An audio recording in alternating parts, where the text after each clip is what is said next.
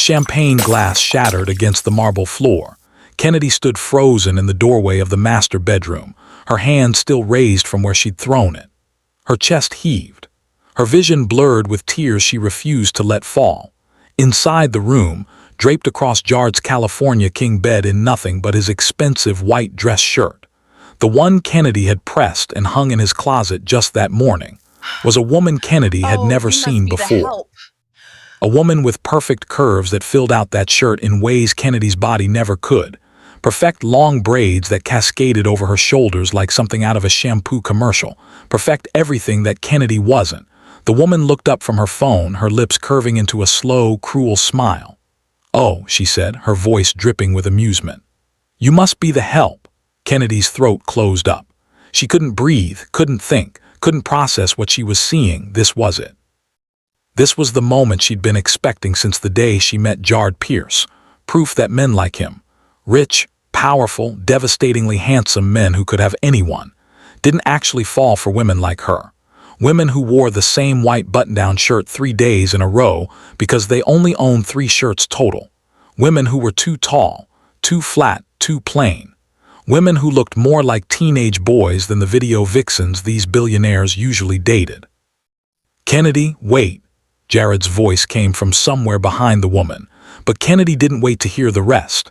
She ran down the grand staircase with its crystal chandelier that cost more than her entire life, through the marble foyer that always made her footsteps echo like she didn't belong there, out the front door into the cool Seattle evening. She didn't stop running until she reached her beat-up 2005 Honda Civic in the staff parking area, her hands shaking so badly she could barely get her keys out of her messenger bag. The tears came then. Hot and angry and humiliating, she'd been such a fool, a complete and total fool to believe his words, his promises, his late-night confessions about wanting to be a better man. All of it had been lies, pretty lies wrapped up in expensive cologne and designer suits, but lies all the same. Kennedy slammed her palm against the steering wheel, trying to catch her breath between sobs. She'd known better. She'd known from day one that this job was temporary, that whatever weird friendship, or whatever it was, that had developed between her and Jared Pierce couldn't possibly be real. Girls like her didn't get happy endings with guys like him. That only happened in movies. But what Kennedy didn't know, what she couldn't see through her tears as she fumbled to start her car, was that the woman in Jared's bedroom wasn't his lover. She was his cousin Morgan. And upstairs, Jared Pierce was having a complete meltdown because the one woman who'd ever made him want to be worthy of love had just run out of his life. But I'm getting ahead of myself. How did we get here? How did a simple job interview turn into the most complicated, messy, beautiful love story Seattle had ever seen? Let me take you back to where it all started, 3 months earlier, a restaurant in downtown Seattle, and a white shirt that would change everything. Before we dive into Kennedy's incredible journey, I need you to do me a favor. Hit that subscribe button right now. Tap that notification bell. Drop a comment telling me, have you ever felt like you weren't enough for someone? Because Kennedy's story is about to hit different. Now, let's begin.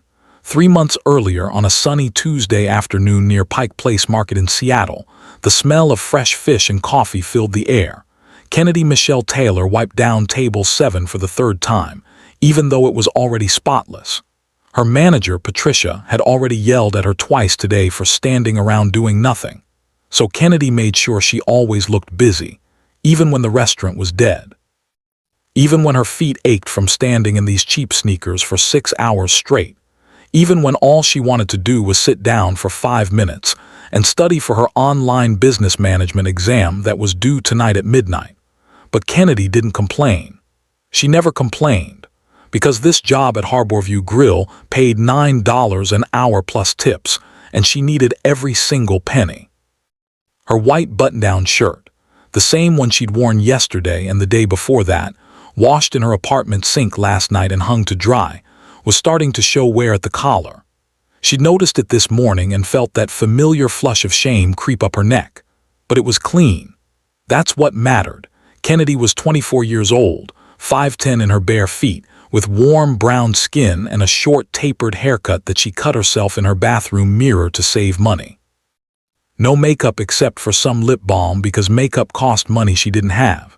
She wore simple black jeans, white sneakers that she scrubbed clean every Sunday, and that white shirt tucked in at the waist, the same outfit she wore every single day, because it was the only outfit she had for work. Patricia's sharp voice cut through her thoughts. Table 12 needs water.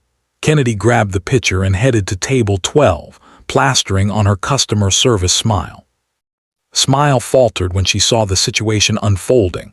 A man in an expensive suit had to be at least $2,000. Kennedy had learned to recognize quality even if she couldn't afford it, was leaning way too close to Hannah, one of the younger waitresses. Hannah was barely 19, new to Seattle, and looked terrified. "Come on, sweetheart," the man slurred. His breath reeked of whiskey even though it was only 3 in the afternoon. "Just give me your number. I'll show you a real good time." "Sir, I need to get back to work," Hannah stammered, trying to step back. The man grabbed her wrist. Kennedy's vision went red. She set down the water pitcher on the nearest table and crossed the room in 4 long strides.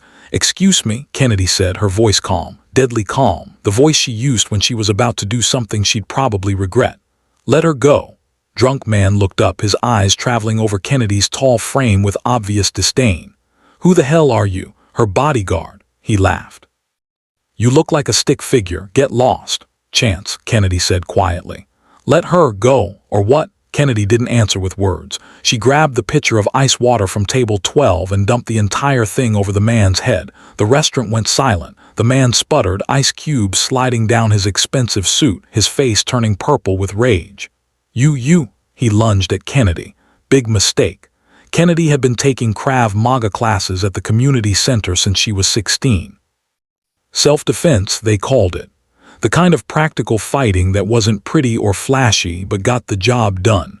She sidestepped his clumsy grab, caught his arm, twisted it behind his back, and had his face pressed against table 12 before he could blink.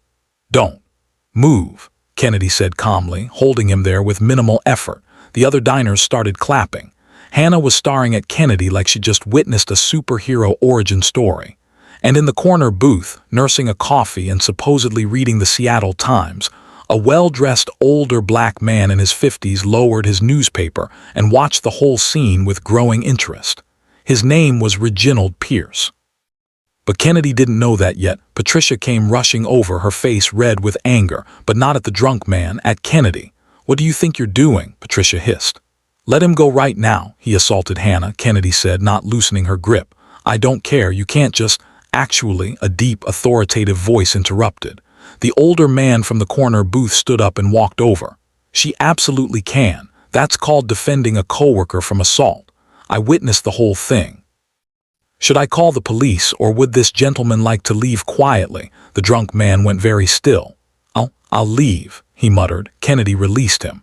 He scrambled to his feet, grabbed his soggy jacket, and practically ran out of the restaurant. Patricia looked like she wanted to argue, but the older man pulled out his business card and handed it to her. "Reginald Pierce, Pierce Enterprises," he said smoothly. "If there are any issues regarding this young woman's actions, have your legal team contact mine. I'll be happy to provide a statement about how she protected your employee from a lawsuit." Patricia's eyes went wide when she read the card. Pierce Enterprises was one of the biggest tech and real estate companies in Seattle. Everyone knew the name. No issues, Mr. Pierce," Patricia stammered. "Of course not." Reginald nodded, then turned to Kennedy. "Miss, could I have a word with you outside?" Kennedy glanced at Hannah, who nodded that she was okay, then followed the man out to the sidewalk overlooking Elliott Bay. The late afternoon sun sparkled off the water. Tourists wandered past with their Pike Place Market shopping bags. Everything felt surreal. "Not in trouble, am I?" Kennedy asked, crossing her arms over her chest. Reginald laughed. A warm, genuine laugh. "Quite the opposite," he said. "What's your name?" "Kennedy. Kennedy Taylor." "Well, Kennedy Taylor, I've been sitting in that restaurant for 2 hours watching you work." He held up a hand when she started to look uncomfortable. "Not in a creepy way. I'm old enough to be your father. I was supposed to meet my nephew for lunch, but he got caught up in a meeting, so I sat there observing." "Observing what?" Kennedy asked. "You," Reginald said simply. "You cleaned tables that were already clean. You refilled drinks before customers asked. You helped that young waitress carry a heavy tray even though it wasn't your section. You worked harder than anyone else in there, and I bet money you're not getting paid what you're worth. Kennedy shifted uncomfortably. It's a job. It's beneath you, Reginald corrected. Tell me something, Kennedy. What do you do when you're not waitressing? I'm taking online classes, business management. And I work another job on weekends doing inventory at a warehouse, and I pick up shifts at— Why so many jobs? Reginald interrupted gently. Kennedy hesitated. She didn't usually talk about her personal life with strangers, but something about this man felt safe, trustworthy. Raising my twin brothers, she said quietly. They're 18, freshmen at University of Washington. Our parents died in a car accident a year and a half ago. I need to keep them in school. Reginald's expression softened. I'm sorry for your loss. Thank you. What happened to your education? I was in my junior year at UW when they died, Kennedy said, trying to keep her voice steady. I had to drop out, couldn't afford tuition for all three of us. The boys are brilliant, they had partial scholarships. I wasn't going to let them give up their dreams. Reginald was quiet for a moment, studying her face. Would you like to make $80,000? He asked. Kennedy blinked. Excuse me, 1 year's salary paid up front, $80,000. You'd work as a housekeeper for my nephew. Live-in position if you want it, or you can commute, full benefits. And at the end of the year, if you've done well, we can discuss making it permanent with a raise. Kennedy's head was spinning. That's not possible. Nobody pays housekeepers $80,000. I do, Reginald said. When I find someone worth it, and Kennedy, you're worth it. You don't even know me. I know you protected someone weaker than you without hesitation. I know you work 3 jobs to support your family. I know you're honest. You could have pocketed those tips I saw you split with the other waitresses, but you didn't. And I know you need this opportunity. Kennedy's mind was racing. $80,000, paid up front, that was tuition for the twins for the entire year. That was getting ahead on rent. That was finally having a savings account instead of living paycheck to paycheck. That was breathing room. What's the catch? She asked suspiciously. Reginald smiled. The catch is my nephew. He's difficult. He's a good man underneath all the ice and arrogance, but he's been hurt and he handles it by being cold to people, especially to housekeepers. He's gone through 37 in the past 4 years. 37. Kennedy's eyebrows shot up. He has a habit of getting involved with them romantically, then discarding them when he gets bored. It creates complications. I'm tired of cleaning up his messes, but you— Reginald looked her up and down, not in a creepy way, but assessingly. You're not his type at all, which means you might actually last long enough to bring some stability to his household. Kennedy should have been offended. She should have told this man where to shove his job offer, but instead she felt a strange sense of relief. Not his type, good. That meant she could do this job, collect the money, and not have to worry about unwanted attention from some rich playboy who thought his money could buy anything. When would I start? Kennedy asked. About Monday. That gives you a few days to give notice at your current jobs and get your affairs in order. Kennedy thought about her brothers, about their tuition bills that were due in 2 weeks, about the eviction notice she'd gotten last month that she'd barely managed to avoid. About finally having a chance to breathe. Do it, she said. Reginald handed her another business card, this one with an address in Bellevue. Come to this address Monday morning at 9. Bring whatever you need for the week. We'll work out the details then. He started to walk away, then paused. Oh, and Kennedy, my nephew's name is Jard Pierce. Try not to let his attitude get to you. He's been through some things. He just needs someone who won't take his nonsense. Kennedy looked down at the card, then back up at Reginald. I don't take nonsense from anyone, Mr. Pierce, she said. Rich or not. Reginald grinned. Good. You're going to need that attitude. That night, Kennedy sat in her tiny apartment in Northgate with her laptop balanced on her knees, video calling her brothers who were in their dorm room at the University of Washington campus. Her apartment was small. Correction, it was tiny. A 2-bedroom that she split with her twin brothers, Isaiah and Caleb. Technically, they each had a bedroom, and Kennedy slept on the pull-out couch in the living room. She didn't mind.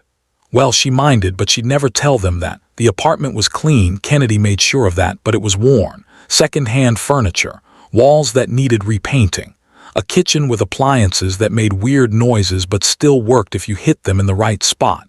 It was home. Isaiah appeared on screen first. He was the serious one, glasses perched on his nose, wearing a UW engineering hoodie, his room neat and organized behind him. You could see his chest set on the desk and a stack of textbooks that probably weighed more than Kennedy. Then Caleb shoved his face into frame, grinning. He was wearing a gaming headset around his neck and a t-shirt that said, "I paused my game to be here." His side of the room was controlled chaos, posters on the walls, LED lights, his computer setup taking up half the desk.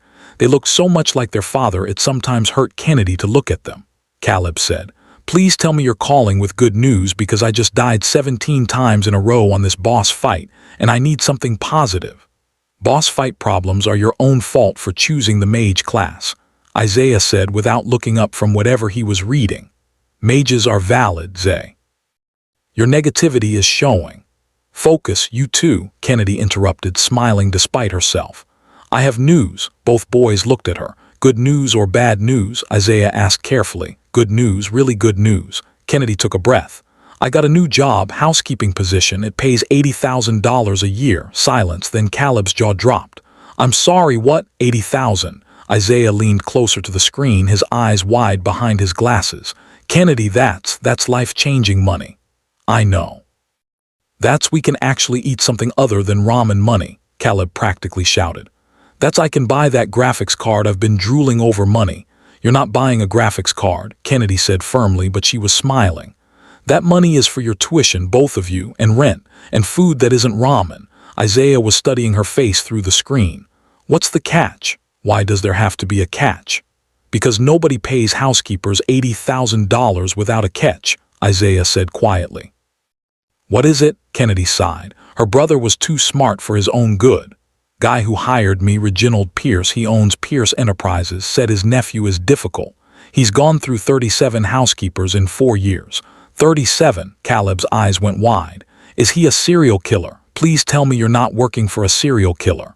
"He's not a serial killer," Kennedy said, though honestly she didn't know. Apparently he has relationship drama with his staff." "But Mr. Pierce said I'm not the nephew's type, so it shouldn't be an issue." Something flickered across Isaiah's face. Hurt maybe, or anger on his sister's behalf. "What does he mean you're not his type?" Isaiah asked, his voice careful. Kennedy shrugged, trying to look unbothered. "I don't know. I'm assuming he dates women who look like Instagram models and I look like, well, me." "You're beautiful, Ken," Caleb said immediately. "If this dude doesn't see that, he's blind." "I'm practical," Kennedy corrected. "And that's fine. I don't need to be beautiful, I need to get paid." Isaiah wasn't convinced, she could tell, but he didn't push it. "When do you start?" he asked instead. "Monday. I'm giving notice at the restaurant tomorrow and at the warehouse. This one job pays more than all 3 of my jobs combined." "That's..." Isaiah paused and Kennedy saw his eyes get shiny behind his glasses. "Ken, that's incredible." "Can pay tuition on time," Kennedy said, her own throat getting tight. "No more late fees. No more me calling the bursar's office begging for extensions." "You've been calling the bursar's office?" Caleb asked, his usual humor fading. "Every semester," Kennedy admitted. "But you two don't need to worry about that anymore. This changes everything." Boys were quiet for a moment, then Caleb spoke, his voice softer than usual. "Mom and Dad would be so proud of you." Kennedy's chest tight. She nodded, not trusting her voice. "We're proud of you too," Isaiah added. "You didn't have to do this. You could have let us figure it out on our own, but you put your life on hold for us and we don't say it enough, but we love you, Ken." "So much," Caleb agreed. "You're the best big sister in the entire world." Kennedy wiped her eyes quickly. "Okay, stop before you make me cry. I have an exam to finish tonight." "You're still doing your classes?" Isaiah asked. "Of course. Just because I dropped out of campus doesn't mean I gave up. I'm getting that degree, Zay, just taking the long way around."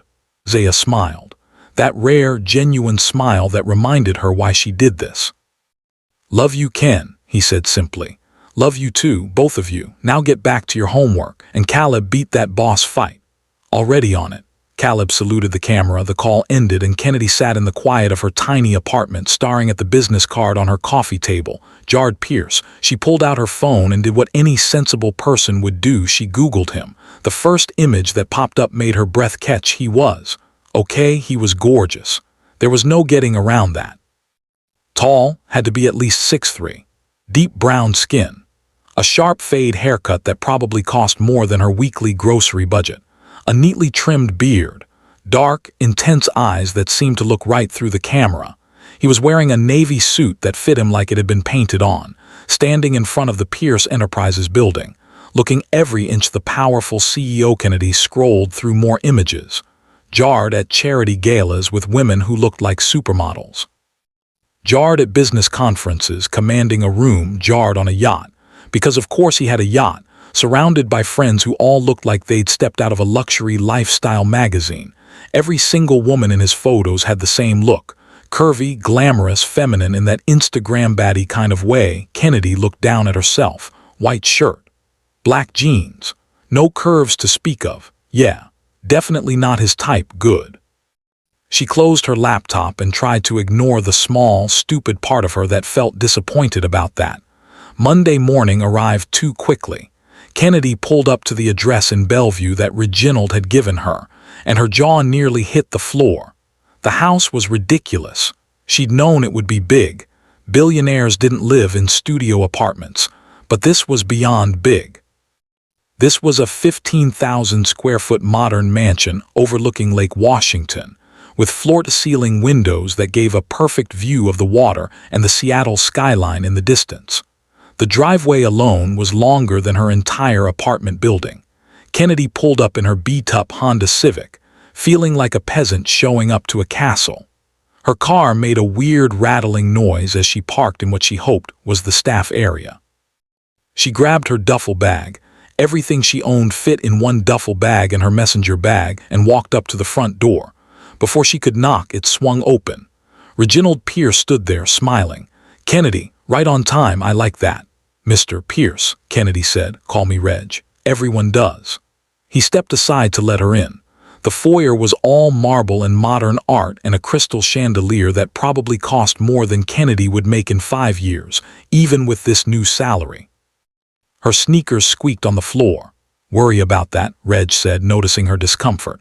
"This is your home now, too. Well, your workplace, but you're welcome to use the staff quarters if you'd like to live here. Completely separate entrance, full privacy." "I think I'll commute," Kennedy said. "My brothers are in the dorms, but I like having my own space." Completely understandable. Reg led her through the house, pointing out rooms as they walked. "Kitchen through there, you're welcome to anything in it. Living room, library, home gym. Jared's office is upstairs, second door on the left. His bedroom is the master suite at the end of the hall. You'll be responsible for general housekeeping, cleaning, laundry, some meal prep if you're comfortable with that." "Can cook," Kennedy said. "Nothing fancy, but I can follow a recipe." "Perfect." Reg paused at the bottom of the grand staircase. "I should mention, Jared doesn't know I hired you yet." Kennedy stopped walking. "I'm sorry, what? He was supposed to be here this morning to meet you, but he's avoiding me because he knows I'm upset about the last housekeeper situation." Reg sighed. "He'll be home this evening. I'll introduce you then." "What happened with the last housekeeper?" Kennedy asked. She threw a lamp at him when he ended things. "Had to pay for damages and a settlement. Like I said, complications." Kennedy's eyebrows shot up. "Maybe she had a good reason to throw the lamp." Reg laughed. "You know I like you already. Come on, let me show you where everything is." Kennedy spent the day getting familiar with the house. It was too big, too empty, too much expensive stuff that made her nervous to touch. But it was also beautiful in a cold, impersonal way, like a museum instead of a home. By 6 in the evening, Kennedy had cleaned 3 of the guest bedrooms, done 2 loads of laundry, and was in the kitchen figuring out the intimidating professional-grade appliances when she heard the front door open. Voices drifted down the hallway. "Want to talk about it, Uncle Reg?" "Bad. We're talking about it." Kennedy stepped out of the kitchen and got her first in-person look at Jared Pierce. The photos hadn't done him justice. He was taller than she'd expected. Broader. He moved with the kind of confidence that came from never being told no in his entire life. He was wearing a charcoal suit with the jacket slung over one shoulder, his white shirt unbuttoned at the collar, his sleeves rolled up to reveal forearms that were frankly more muscular than Kennedy had expected. He looked tired, frustrated, like he'd had a long day and wanted to be left alone. Then his eyes landed on Kennedy. He stopped mid-step. His gaze traveled over her, white shirt, black jeans, messenger bag still slung over her shoulder, short hair, bare face, and something flickered across his expression, confusion. Then assessment, then dismissal. "Who's this?" Jard asked, looking at his uncle. "This," Reg said, putting a hand on Kennedy's shoulder, "is Kennedy Taylor, your new housekeeper." Silence. Jard's jaw tightened. "Excuse me, Kennedy, this is my nephew, Jard Pierce. Jard, Kennedy will be managing the household from now on." Jared turned to his uncle, ignoring Kennedy completely. "Can I speak to you in private? Anything you have to say, you can say in front of Kennedy." "She works here now." Jared's eyes went cold.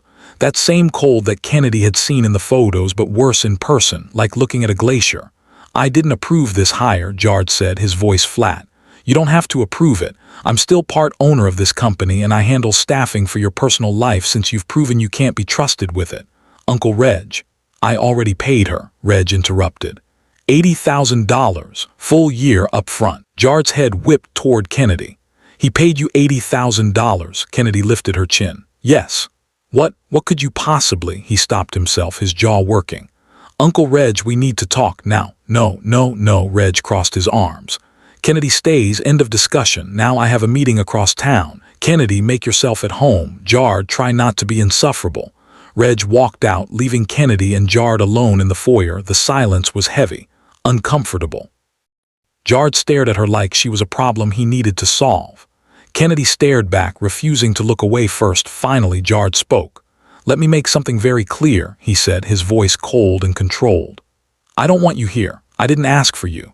And the moment I can legally get rid of you without my uncle losing his investment, you're gone. Understood?"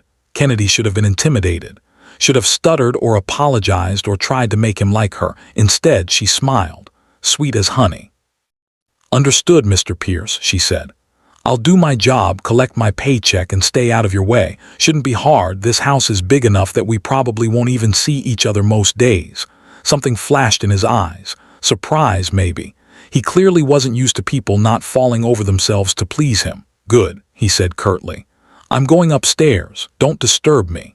He walked past her without another word, taking the stairs 2 at a time. Kennedy stood in the foyer, listening to his footsteps fade, then disappear as a door slammed shut somewhere above. She looked around the massive, empty house and let out a breath. "Well," she said to nobody, "this is going to be interesting." 1 week later, Kennedy had figured out exactly what kind of game Jard was playing. The first week was exactly what Kennedy expected. Jard Pierce was a nightmare. Not in the yelling, throwing things, obvious villain kind of way. In the subtle, passive-aggressive, death by 1,000 cuts kind of way. On Tuesday, he complained that his breakfast eggs were too runny. On Wednesday, he said they were too firm. On Thursday, Kennedy made them exactly the same way she had on Tuesday, and he said they were perfect. She didn't point out the inconsistency. On Friday, he called her into his office at 6 in the morning, an hour before her shift started, to tell her his entire closet needed to be reorganized. By color, he said, not looking up from his computer. Then by fabric weight. Then by season, should be done by noon. Kennedy looked at the walk-in closet that was bigger than her childhood bedroom, filled with thousands of dollars worth of designer clothes. "Of course, Mr. Pierce," she said. "I'll get right on it." She had it done by 11:30. When Jard came to inspect, he'd pointed at 2 identical navy suits and said, "These are wrong. Navy and midnight blue are switched." Kennedy had stared at the suits. "They were the exact same color. My mistake," she'd said flatly. "I'll fix it right away." She switched them. He left without another word. By the end of the week, Kennedy had figured out the game. He was testing her, trying to make her quit, pushing her buttons, waiting for her to snap or cry or storm out so he could tell his uncle, "See, she couldn't handle it." But Kennedy had survived worse. She'd survived mean girls in middle school who called her ironing board and surfboard. Survived an ex-boyfriend who told her she'd be prettier if she filled out more.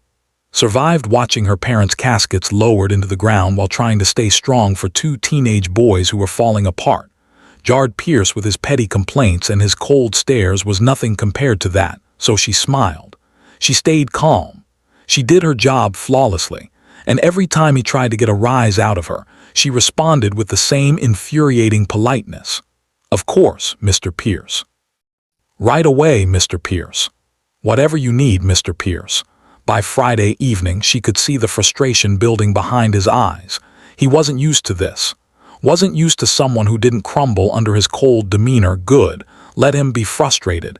Kennedy had brothers to feed, bills to pay, and a degree to finish. She didn't have time for billionaire tantrums. Saturday afternoon arrived, and Kennedy found herself at the QFC grocery store in Bellevue, pushing a cart and trying not to have a heart attack at the prices. She hated grocery shopping. Not because she didn't like food, she loved food, but because grocery stores in Bellevue were expensive and she always felt out of place. But Jard needed groceries, and part of her job was keeping the kitchen stocked, so here she was. Organic strawberries, $12. $12 for strawberries. Kennedy grabbed the regular ones for $4 and moved on. She was in the pasta aisle, debating whether Jard would notice if she bought the store brand instead of the fancy imported Italian brand, when she heard a familiar voice. "No, I specifically said I wanted the reservations for 8, not 7. Kennedy looked up. Jard was 3 aisles over in the wine section, his phone pressed to his ear, wearing designer jeans and a black Henley that fit him way too well. Next to him was a woman. Gorgeous, obviously. Petite, curvy, wearing a tight dress that probably cost more than Kennedy's rent. Long hair in perfect waves. Full makeup, everything Kennedy wasn't. The woman was hanging on Jard's arm, laughing at something he said. Kennedy looked down at herself. White shirt, black jeans, sneakers, messenger bag. She looked like she'd wandered in from a different dimension. Before she could duck into another aisle, Jard turned and made direct eye contact. For a second, something flickered across his face. Then he turned away, dismissing her completely like she was part of the scenery. Fine. Kennedy went back to debating pasta. She was reaching for the store brand when someone bumped into her from behind. Hard, Kennedy stumbled, her hand hitting the shelf and knocking over several boxes of pasta. "Watch where you're going," a sharp voice said. Kennedy turned. The woman who'd been with Jard was standing there, her expression cold. "I'm sorry," Kennedy said automatically, bending down to pick up the boxes. "I didn't." "You're the help, right?" the woman interrupted. "From Jard's house," Kennedy straightened slowly. "I'm the housekeeper, yes." Woman looked her up and down with obvious disdain. "Figures, you look like the help." Kennedy felt heat creep up her neck. "Excuse me, I mean, look at you." The woman waved a manicured hand at Kennedy's outfit. "Do you own anything that isn't from a thrift store?" Kennedy's fingers clenched around the box of pasta. "Stay professional, stay calm, you need this job." "Is there something I can help you with?" Kennedy asked, keeping her voice even. "Yeah, stay away from Jard." Kennedy blinked. I work for him, I can't exactly." "I've seen women like you before," the woman said, stepping closer. "You think because you work in his house you have some kind of special access, that he might notice you. But let me make this very clear. Men like Jard don't date women who look like teenage boys. He likes women, real women with curves and style. And is there a problem here?" Jared's voice cut through the aisle like a knife. He was standing a few feet away, his expression unreadable. The woman's demeanor changed instantly. She smiled, all sweetness and light. "No problem, baby. I was just chatting with your housekeeper." "Looked like more than chatting," Jard said, his voice cold. "She bumped into me," the woman said with a little laugh. "I was just making sure she was okay." Jared's eyes shifted to Kennedy. "Is that what happened?" Kennedy could tell the truth, could expose this woman for the mean girl she clearly was, but she thought about the $80,000, about her brother's tuition, about her degree. "Yes," Kennedy lied. "I wasn't watching where I was going. My fault." Jared studied her face for a long moment. Kennedy kept her expression neutral. Finally, he nodded. "Let's go, Vanessa." "Woman, Vanessa," shot Kennedy one last triumphant look before linking her arm through Jared's. They walked away, leaving Kennedy standing alone in the pasta aisle with her store-brand boxes and her white shirt, and the growing certainty that this job was going to be harder than she'd thought. Not because of Jard. Because of the reminder that she would never, ever be the kind of woman men like him wanted. And for some stupid reason that hurt more than it should. That night, Kennedy let herself into the mansion through the staff entrance around 8. She'd put away all the groceries, prepped meals for the week, and was exhausted. All she wanted was to go home, take a shower, and collapse on her couch. But as she walked through the kitchen toward the front door, she heard voices from the living room. Jard's voice. And Uncle Red's. Kennedy knew she shouldn't eavesdrop, But she also knew they were probably talking about her. She crept closer, staying out of sight. Care what you paid her, Jard was saying. I want her gone. Reg's voice was calm.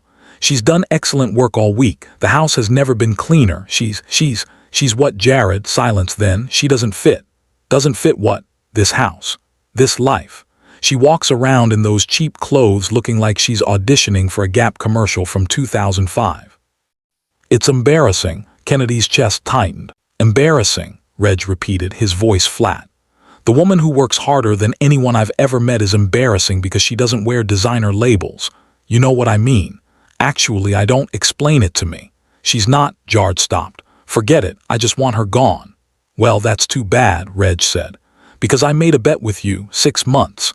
If Kennedy lasts 6 months without you sleeping with her or driving her away, you prove to me that you're capable of treating a woman with respect. If she quits or you fire her before then, I pull out of the business. That's not fair. Fair. Reg's voice rose. You've gone through 37 women in 4 years, Jard. 37. You seduce them, sleep with them, then discard them like they're nothing. And I'm the one who has to deal with the aftermath. The crying, the threats, the lawsuits. I'm done. Kennedy is your last chance. I'm not attracted to her, Jard said defensively. She's not my type, so your bet is pointless. Then it should be easy. Footsteps.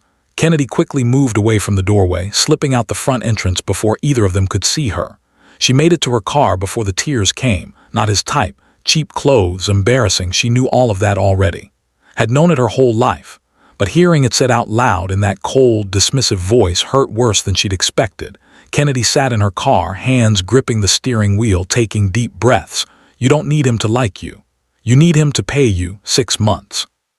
She could survive 6 months of being invisible, of being not his type, of being the help who didn't fit. She'd survived worse. Kennedy started her car. It made that rattling noise again and drove home. Behind her, the mansion's lights glowed against the dark Seattle sky. Cold, beautiful, empty, just like the man who lived there. 2 nights later, at 2 in the morning, Kennedy's phone buzzed on her nightstand, dragging her out of a deep sleep. She grabbed it, squinting at the screen. The text was from Jard Pierce. Come to the house. Now, emergency. Kennedy's heart jumped. She was out of bed, pulling on jeans and her white shirt, grabbing her keys. Emergency could mean anything. Fire, break-in, medical issue. She made it to the mansion in 15 minutes, breaking every speed limit. The front door was unlocked. Kennedy rushed inside. Mr. Pierce, she called out. Where are you? Upstairs. His voice came from the 2nd floor. My office. Kennedy took the stairs 2 at a time and burst into his office. Jard was standing in the middle of the room, looking completely fine. Not hurt. Not in danger. He pointed at the corner near his private bathroom. There, he said. Kennedy followed his finger. In the corner of the ceiling, barely visible, was a spider. A tiny brown spider, no bigger than a dime. Kennedy stared at the spider, then at Jard, then back at the spider. You called me here at 2 in the morning, Kennedy said slowly, for a spider. It's a brown recluse, Jard said. It's a house spider. How do you know? Because I'm not an idiot. Kennedy walked over, grabbed a tissue from his desk, stood on her tiptoes, and captured the tiny creature. She walked to the window, opened it, and released it outside. Done, she turned back to Jard. He was staring at her like she'd just performed brain surgery. That's it, he asked. What did you expect? An exorcism? I thought. Aren't you scared of spiders? Why would I be scared of spiders? Jared's jaw worked. Most women are. Women, you know, Kennedy corrected. I'm not most women, Mr. Pierce. Something flickered in his expression, something she couldn't read. You came all the way here at 2 in the morning to deal with a spider, he said. You texted me saying it was an emergency. You just came, no questions. That's my job. They stood there, the quiet of the night pressing in around them. Jard looked different at 2 in the morning, less polished. His hair was mussed like he'd been running his hands through it. He was wearing sweatpants and a t-shirt. No shoes. He looked almost human. I'm terrified of spiders, Jard said suddenly. Have been since I was a kid. It's irrational, I know, but I can't handle them. It was the first real thing he'd said to her since she'd started working here. The first crack in that ice-cold armor. Kennedy softened just slightly. Everyone's afraid of something, she said. I'm afraid of heights. Can't even climb a stepladder without getting dizzy.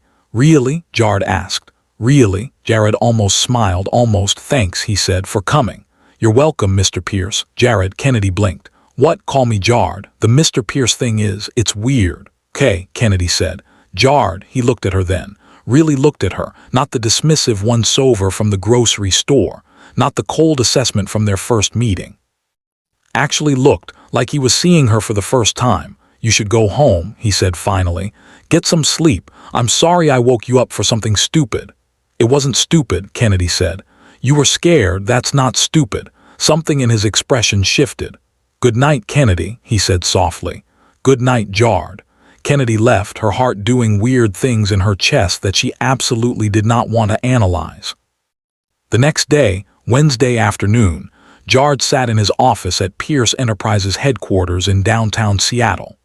The building was on the 76th floor of Columbia Center, with floor-to-ceiling windows overlooking Elliott Bay and the Puget Sound beyond. His best friend and CFO, Diego Martinez, sat across from him, reviewing quarterly reports. But Diego kept looking up from the spreadsheets with an expression that said he knew something was up. Bro, you've checked your phone 15 times in this meeting, Diego said finally. Jard put his phone face down on the conference table and tried to look professional. I'm waiting on an important email, he lied. Diego leaned back in his chair, arms crossed. This wouldn't have anything to do with Uncle Reg's latest hire, would it? Why would it have anything to do with that? Because you've been weird all week. Distracted. You snapped at 3 different executives for things that normally wouldn't even register. And now you're checking your phone every 30 seconds like you're waiting for a text from your mom. Jared scowled. I'm not waiting for a text from my mom. You are waiting for a text from someone. Martinez had been Jard's best friend since college. They'd been roommates at the University of Washington, pledged the same fraternity, started this company together after graduation. Diego was brilliant with numbers, CFO material from day one. He was also happily married to his high school sweetheart Sophia, had a moral compass that wouldn't quit, and had zero tolerance for Jard's nonsense, which made him both invaluable and incredibly annoying. The new housekeeper is fine. Jard said curtly. She does her job, end of story. What's she like? Diego asked. Does it matter? Humor me, Jared sighed. She's different from the others. Different how? She doesn't care that I'm rich. Doesn't try to impress me, shows up, does her work, leaves. He paused, searching for the word. Unbothered. Diego's eyebrows rose. Unbothered, that's what you're going with. What else would I say? I don't know, man. Maybe that she's the first woman in 4 years who hasn't fallen over herself trying to get your attention, and it's driving you crazy. It's not driving me crazy. You called her at 2 in the morning about a spider. Jared froze. How do you know about that? Diego grinned. Sophia's cousin works at the front desk downstairs. Saw Kennedy rushing into the building at 2:30 a.m. looking panicked. Word travels fast. Was an emergency, Jard said. It was a spider, Jard. Potentially deadly spider. A house spider that she removed in 3 seconds while you probably stood there looking terrified. Jared glared at his best friend. I hate you. You don't. You need me because I'm the only person in your life who calls you on your crap. Diego leaned forward. Here's what I think is happening. You've dated, 50 women in the years I've known you. I didn't date them. Exactly. You collected them like baseball cards. Pretty shallow, easily impressed by your money and your face. You'd sleep with them, get bored, move on. Rinse and repeat. Jared's jaw tightened. But now, Diego continued, you've met a woman you can't collect. A woman who looks at you and sees, what? A job, a paycheck, not a prize, not a conquest, just some dude who needs his house cleaned. Your point? Jard asked. My point is you don't know what to do with that. For the first time in your adult life, you've met someone who doesn't want anything from you except the salary Uncle Reg already paid her. And it's messing with your head. It's not messing with my head. Bro, you called her about a spider at 2 a.m. Your head is a mess. Jared stood up, gathering his papers. This meeting is over. Running away won't change the truth, Diego called after him. Jard didn't answer. Because the truth was, Diego was right. And Jard had no idea what to do about it. Friday evening arrived and Kennedy was in the mansion's kitchen making dinner. Not for herself. She usually ate at home. But Jard had mentioned that morning that he'd be working late and would appreciate something ready when he got back. So she was making baked chicken, roasted vegetables, and rice. Simple, healthy, Nothing fancy, the kitchen smelled amazing. Kennedy was chopping carrots when she heard footsteps behind her. Smells good, she turned. Jard was standing in the doorway, tie loosened, sleeves rolled up, looking tired. Should be ready in 20 minutes, Kennedy said. You didn't have to do this. You asked for dinner, I'm making dinner. I meant you didn't have to make it from scratch, you could have ordered something, Kennedy shrugged. This is cheaper and probably healthier. Jared walked further into the kitchen, leaning against the counter. He watched her work for a moment. Very efficient, he said. Thank you, Kennedy said. That wasn't an insult, I've noticed. You don't waste movements. Everything you do has a purpose. Kennedy glanced at him, surprised. Martial arts training. My instructor used to say economy of motion. Don't do anything that doesn't serve a purpose. You do martial arts? Jard asked. Krav Maga. Been training since I was 16. Interest flickered in Jard's eyes. That's the Israeli self-defense system, right? Right, very practical. No flashy moves, just what works. Fits you, Jard said. Kennedy wasn't sure if that was a compliment or not, so she just nodded and went back to chopping. Can I ask you something? Jard said after a moment, sure. Do you always wear the same outfit? Kennedy's hand stilled on the knife. Here it was, the question she'd been waiting for, the judgment she knew was coming. Because I own 3 shirts and 2 pairs of pants, she said evenly. I wash one every night so I have a clean one for the next day, it's practical. You could buy more clothes, Jard said. You have the money now. That money is for my brother's tuition and living expenses, not for me. You could spare $50 for another shirt. Kennedy set down the knife and turned to face him fully. Mr. Pierce. Jared. Jared, she corrected. I appreciate your concern, but I don't need more clothes. What I need is to make sure my brothers finish college. What I need is to finish my own degree. What I need is stability and savings and a future that doesn't involve working 3 jobs just to survive. Clothes are the last thing on my priority list.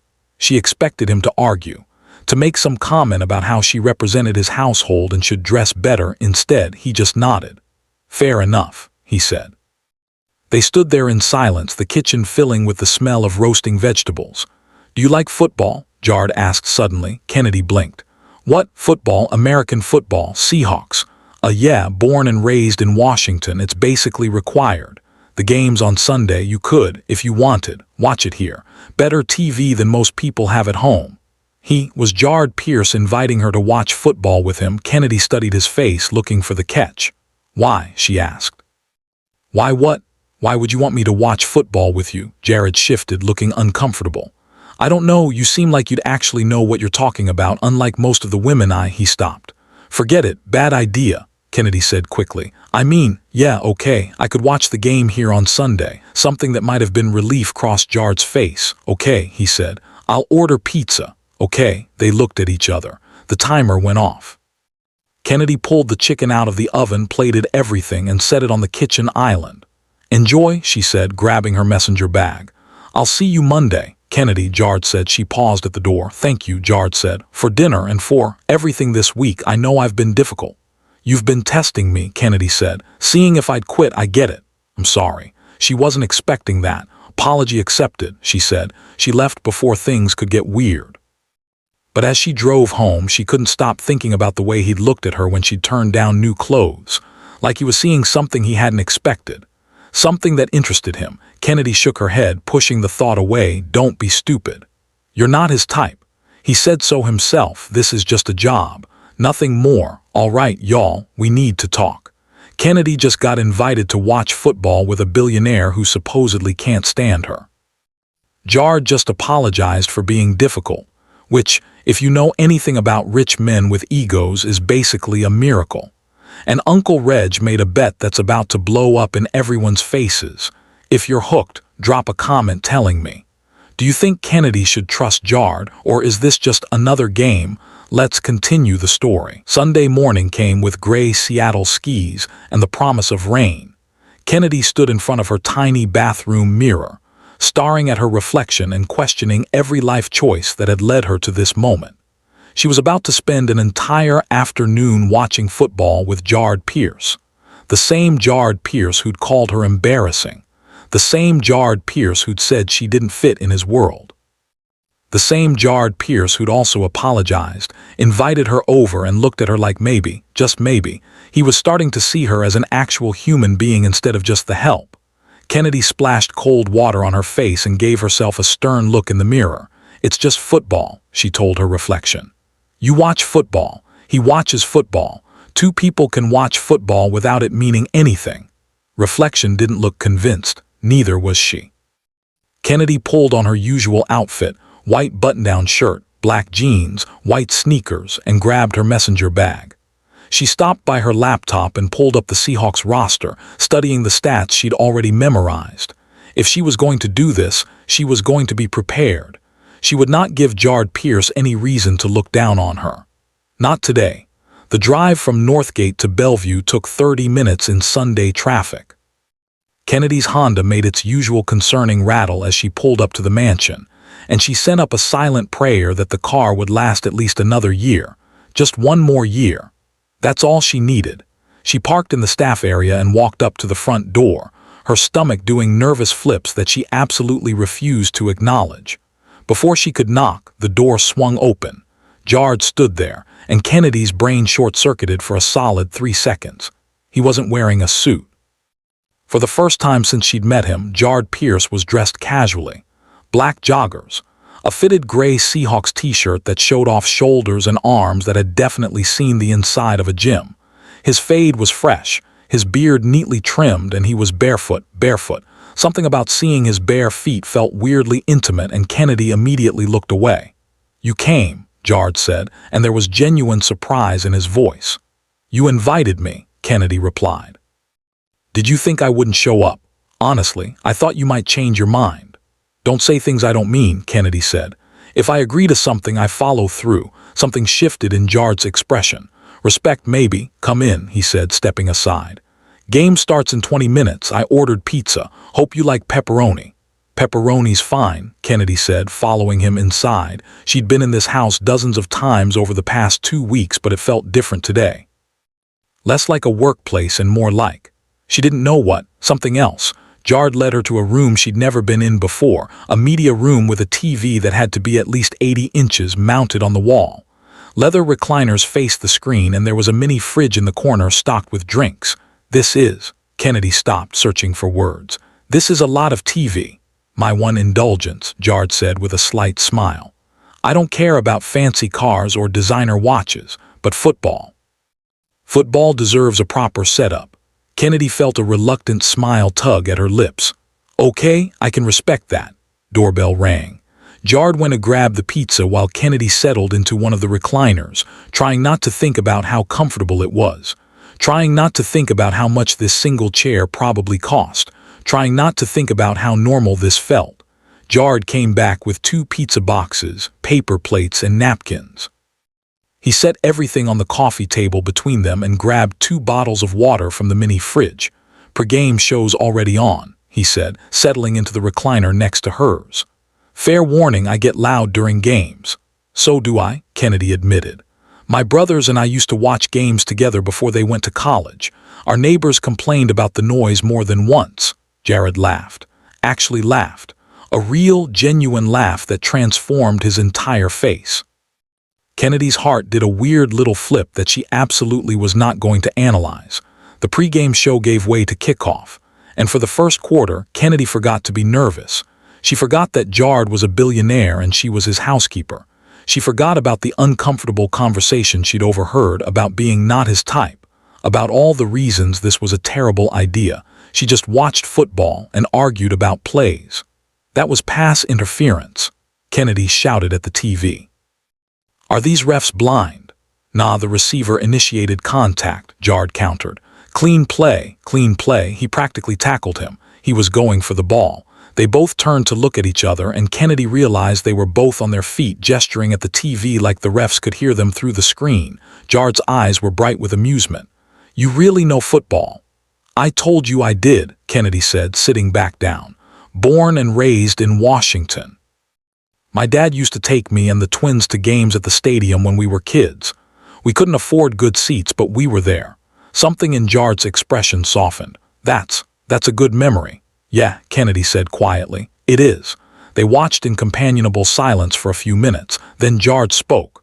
"My dad took me to games too," he said. "Before he died, it was the only time he wasn't working, the only time he was just Dad, not CEO of Pierce Enterprises. Just a guy watching football with his son." Kennedy looked over at him. Jard was staring at the TV, but she could tell he wasn't really seeing it. "Long ago did he pass?" she asked gently. 5 years. Heart attack in his office. He was 53. Jard's jaw tightened. "Worked himself to death building this company, and then he left it all to me." "That's a lot of pressure," Kennedy said. "Yeah," Jard looked at her. "People don't get that. They see the money and the house and the success, and they think I'm lucky. They don't see the weight of it, the expectation that I'll live up to what he built, that I won't let it all fall apart." Kennedy understood that feeling more than he knew. "When my parents died," she said slowly, "everyone kept telling me how strong I was, how amazing I was for taking care of my brothers. And I smiled and said thank you, but inside I was terrified. I had no idea what I was doing. I was just trying not to drown." Jared's eyes searched her face. "Are you still trying not to drown?" "Every day," Kennedy admitted. "But I'm getting better at swimming." They held each other's gaze for a long moment. Something passed between them, understanding, recognition, two people carrying weight they never asked for. The TV erupted with cheering as the Seahawks scored a touchdown, breaking the moment. Kennedy jumped up, fist pumping the air. "Yes, that's what I'm talking about." Jared was on his feet too, grinning. "Did you see that throw? Perfect spiral. And the catch. Toe tapped the end zone like a pro." They were standing close. Really close. Close enough that Kennedy could smell his cologne, something expensive and woodsy that made her want to lean in. She stepped back quickly, sitting down and grabbing another slice of pizza to give her hand something to do. Halftime came and Jard muted the TV during the commercials. "Can I ask you something?" he said. Kennedy tensed slightly. "Sure. Business management, for your degree, I mean." "Why that specifically?" Kennedy relaxed a little. This was safe territory. "I want to open my own security consulting firm," she said, "combining my Krav Maga training with business knowledge. I want to teach women self-defense and help them feel safe, and maybe expand into corporate security training eventually." Jared's eyebrows rose. That's actually brilliant. There's a huge market for that." "I know," Kennedy said. "I've done the research, written business plans in my spare time. I just need to finish my degree and save up enough capital to get started." "Much would you need for startup capital?" Kennedy laughed. "More than I have, probably around $50,000 for the first year. Rent for a training space, insurance, marketing, equipment. It adds up fast." Jared was quiet for a moment and Kennedy could practically see the wheels turning in his head. "Don't," she said. "Don't what?" "Don't offer to give me the money." Jared looked surprised. "How did you?" "Because I know that look," Kennedy said firmly. "That's your I can fix this with money look, and I appreciate it, I really do, but I need to do this myself. I need to earn it, otherwise it won't feel like mine." Jared studied her for a long moment. "You're the most stubborn person I've ever met." "Thank you," Kennedy said with a smile. "That wasn't a compliment. I'm taking it as one anyway." Jared shook his head, but he was smiling, actually smiling. The second half of the game was even more intense than the first. The score was tied going into the fourth quarter and both Kennedy and Jard were on the edge of their seats. With 2 minutes left, the Seahawks were down by 3. They had the ball on the opponent's 40-yard line. "Going to run it," Jard said. "Set up the field goal." "Way," Kennedy argued. "They're going for the touchdown. Their kicker's been shaky all game. $20 says they run it and kick the field goal." Kennedy looked at him. "You want to bet with me?" "Why not, unless you're scared you'll lose," Kennedy grinned. "You're on." They watched, both barely breathing as the play unfolded. The quarterback dropped back, looked for an open receiver, found one in the end zone. The ball spiraled through the air in perfect slow motion. The receiver jumped, caught it, touchdown. Kennedy screamed, jumping up and down like a kid on Christmas morning. Yes, I told you, pay up, Pierce." Jared was laughing, pulling out his wallet. "That was a risky call." "That was the right call," Kennedy corrected, holding out her hand. Jard handed her a $20 bill and their fingers brushed. The contact sent electricity shooting up Kennedy's arm. She pulled back quickly, stuffing the money in her pocket and trying to ignore the way her heart was racing. The game ended with a Seahawks victory and Kennedy felt lighter than she had in months. "That was amazing," she said, gathering up the pizza boxes to throw away. "Thank you for inviting me." Thank you for coming, Jard said. He paused. Same time next week. Kennedy looked up, surprised. You want to do this again? Why not? Unless you don't want to. Kennedy should say no, should put distance between them. Should remember that he was her boss and she was his employee, and this was crossing lines that shouldn't be crossed. But all she said was, yeah, same time next week. Jared's smile was slow and genuine. Good. Kennedy grabbed her messenger bag and headed for the door. Jard walked her out, which was new. He usually just stayed wherever he was when she left. They stood on the front steps, the late afternoon sun breaking through the Seattle clouds. Drive safe, Jard said. I will, Kennedy replied. She was halfway to her car when his voice stopped her. Kennedy, she turned. Yeah, you were right, about the touchdown. You know football better than most of the guys I watch games with. Kennedy felt warmth spread through her chest. Thanks, Jard. She drove home with a smile on her face and $20 in her pocket and a feeling that something had shifted between them, something that felt dangerous and exciting and terrifying all at once. Monday morning, Kennedy arrived at the mansion at her usual time to find Jard already in the kitchen making coffee. Morning, he said, and his voice was different, warmer. Morning, Kennedy replied, setting down her messenger bag. I was thinking, Jard said, pouring coffee into 2 mugs, you should take Sundays off. You've been working 7 days a week since you started. That's not sustainable, Kennedy blinked. I don't mind, I mind, Jard interrupted. Everyone needs a day off. Take Sundays. Spend time with your brothers or study or just rest. You've earned it. He handed her one of the coffee mugs. Kennedy took it automatically, too surprised to argue. Okay, she said. Thank you, Kennedy. Jard's dark eyes met hers. Yesterday it was good. I had a good time. Me too, Kennedy admitted. Something passed between them, unspoken, fragile, new. Then Jard's phone rang, shattering the moment. He glanced at the screen and sighed. Have to take this. Meeting with investors. He headed toward his office, then paused at the doorway. Oh, and Kennedy, that white shirt you're always wearing, it's a good look. Don't let anyone tell you different. He was gone before Kennedy could respond. She stood in the kitchen, holding her coffee, her heart doing gymnastics in her chest. Don't let anyone tell you different. He'd heard her in the grocery store, heard what Vanessa said, and he was telling her in his own way that Vanessa was wrong. Kennedy smiled into her coffee and got to work. The week that followed was different. Jard stopped making petty complaints, stopped testing her, started actually talking to her when they crossed paths in the house. Tuesday, he asked her opinion on a business proposal. Kennedy read through it during her lunch break and gave him honest feedback. He actually listened, actually implemented some of her suggestions. Wednesday, he asked about her brothers, wanted to know what they were studying, how they were adjusting to college life. Thursday, he came home early and found Kennedy studying at the kitchen island.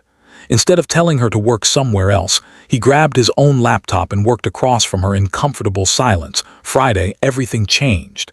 Kennedy was dusting the living room when she heard raised voices from Jard's office. She knew she shouldn't eavesdrop, but the voices were getting louder. Believe you're still defending her. That was Jard's voice. Angry. Not defending her, I'm telling you to let it go. That was Uncle Reg. Kennedy crept closer, her heart pounding. She groomed me, Uncle Reg. She was my father's wife. She was supposed to be a parent figure. And instead Jard's voice cracked. She made me think it was my fault, that I wanted it. I was 15 years old. Kennedy's blood ran cold. I know, son, I know. Uncle Reg's voice was gentle now. But reporting her now, after all these years, it would destroy you more than it would hurt her. The media would tear you apart. Your company would suffer. She just gets away with it. Jard's voice was bitter. Vivienne Ashford gets to walk free while I live with this every single day. You're in therapy. You're doing the work. You're healing. That's what matters. Because I don't feel healed. I feel broken. I feel like every relationship I've tried to have has failed because I can't trust anyone.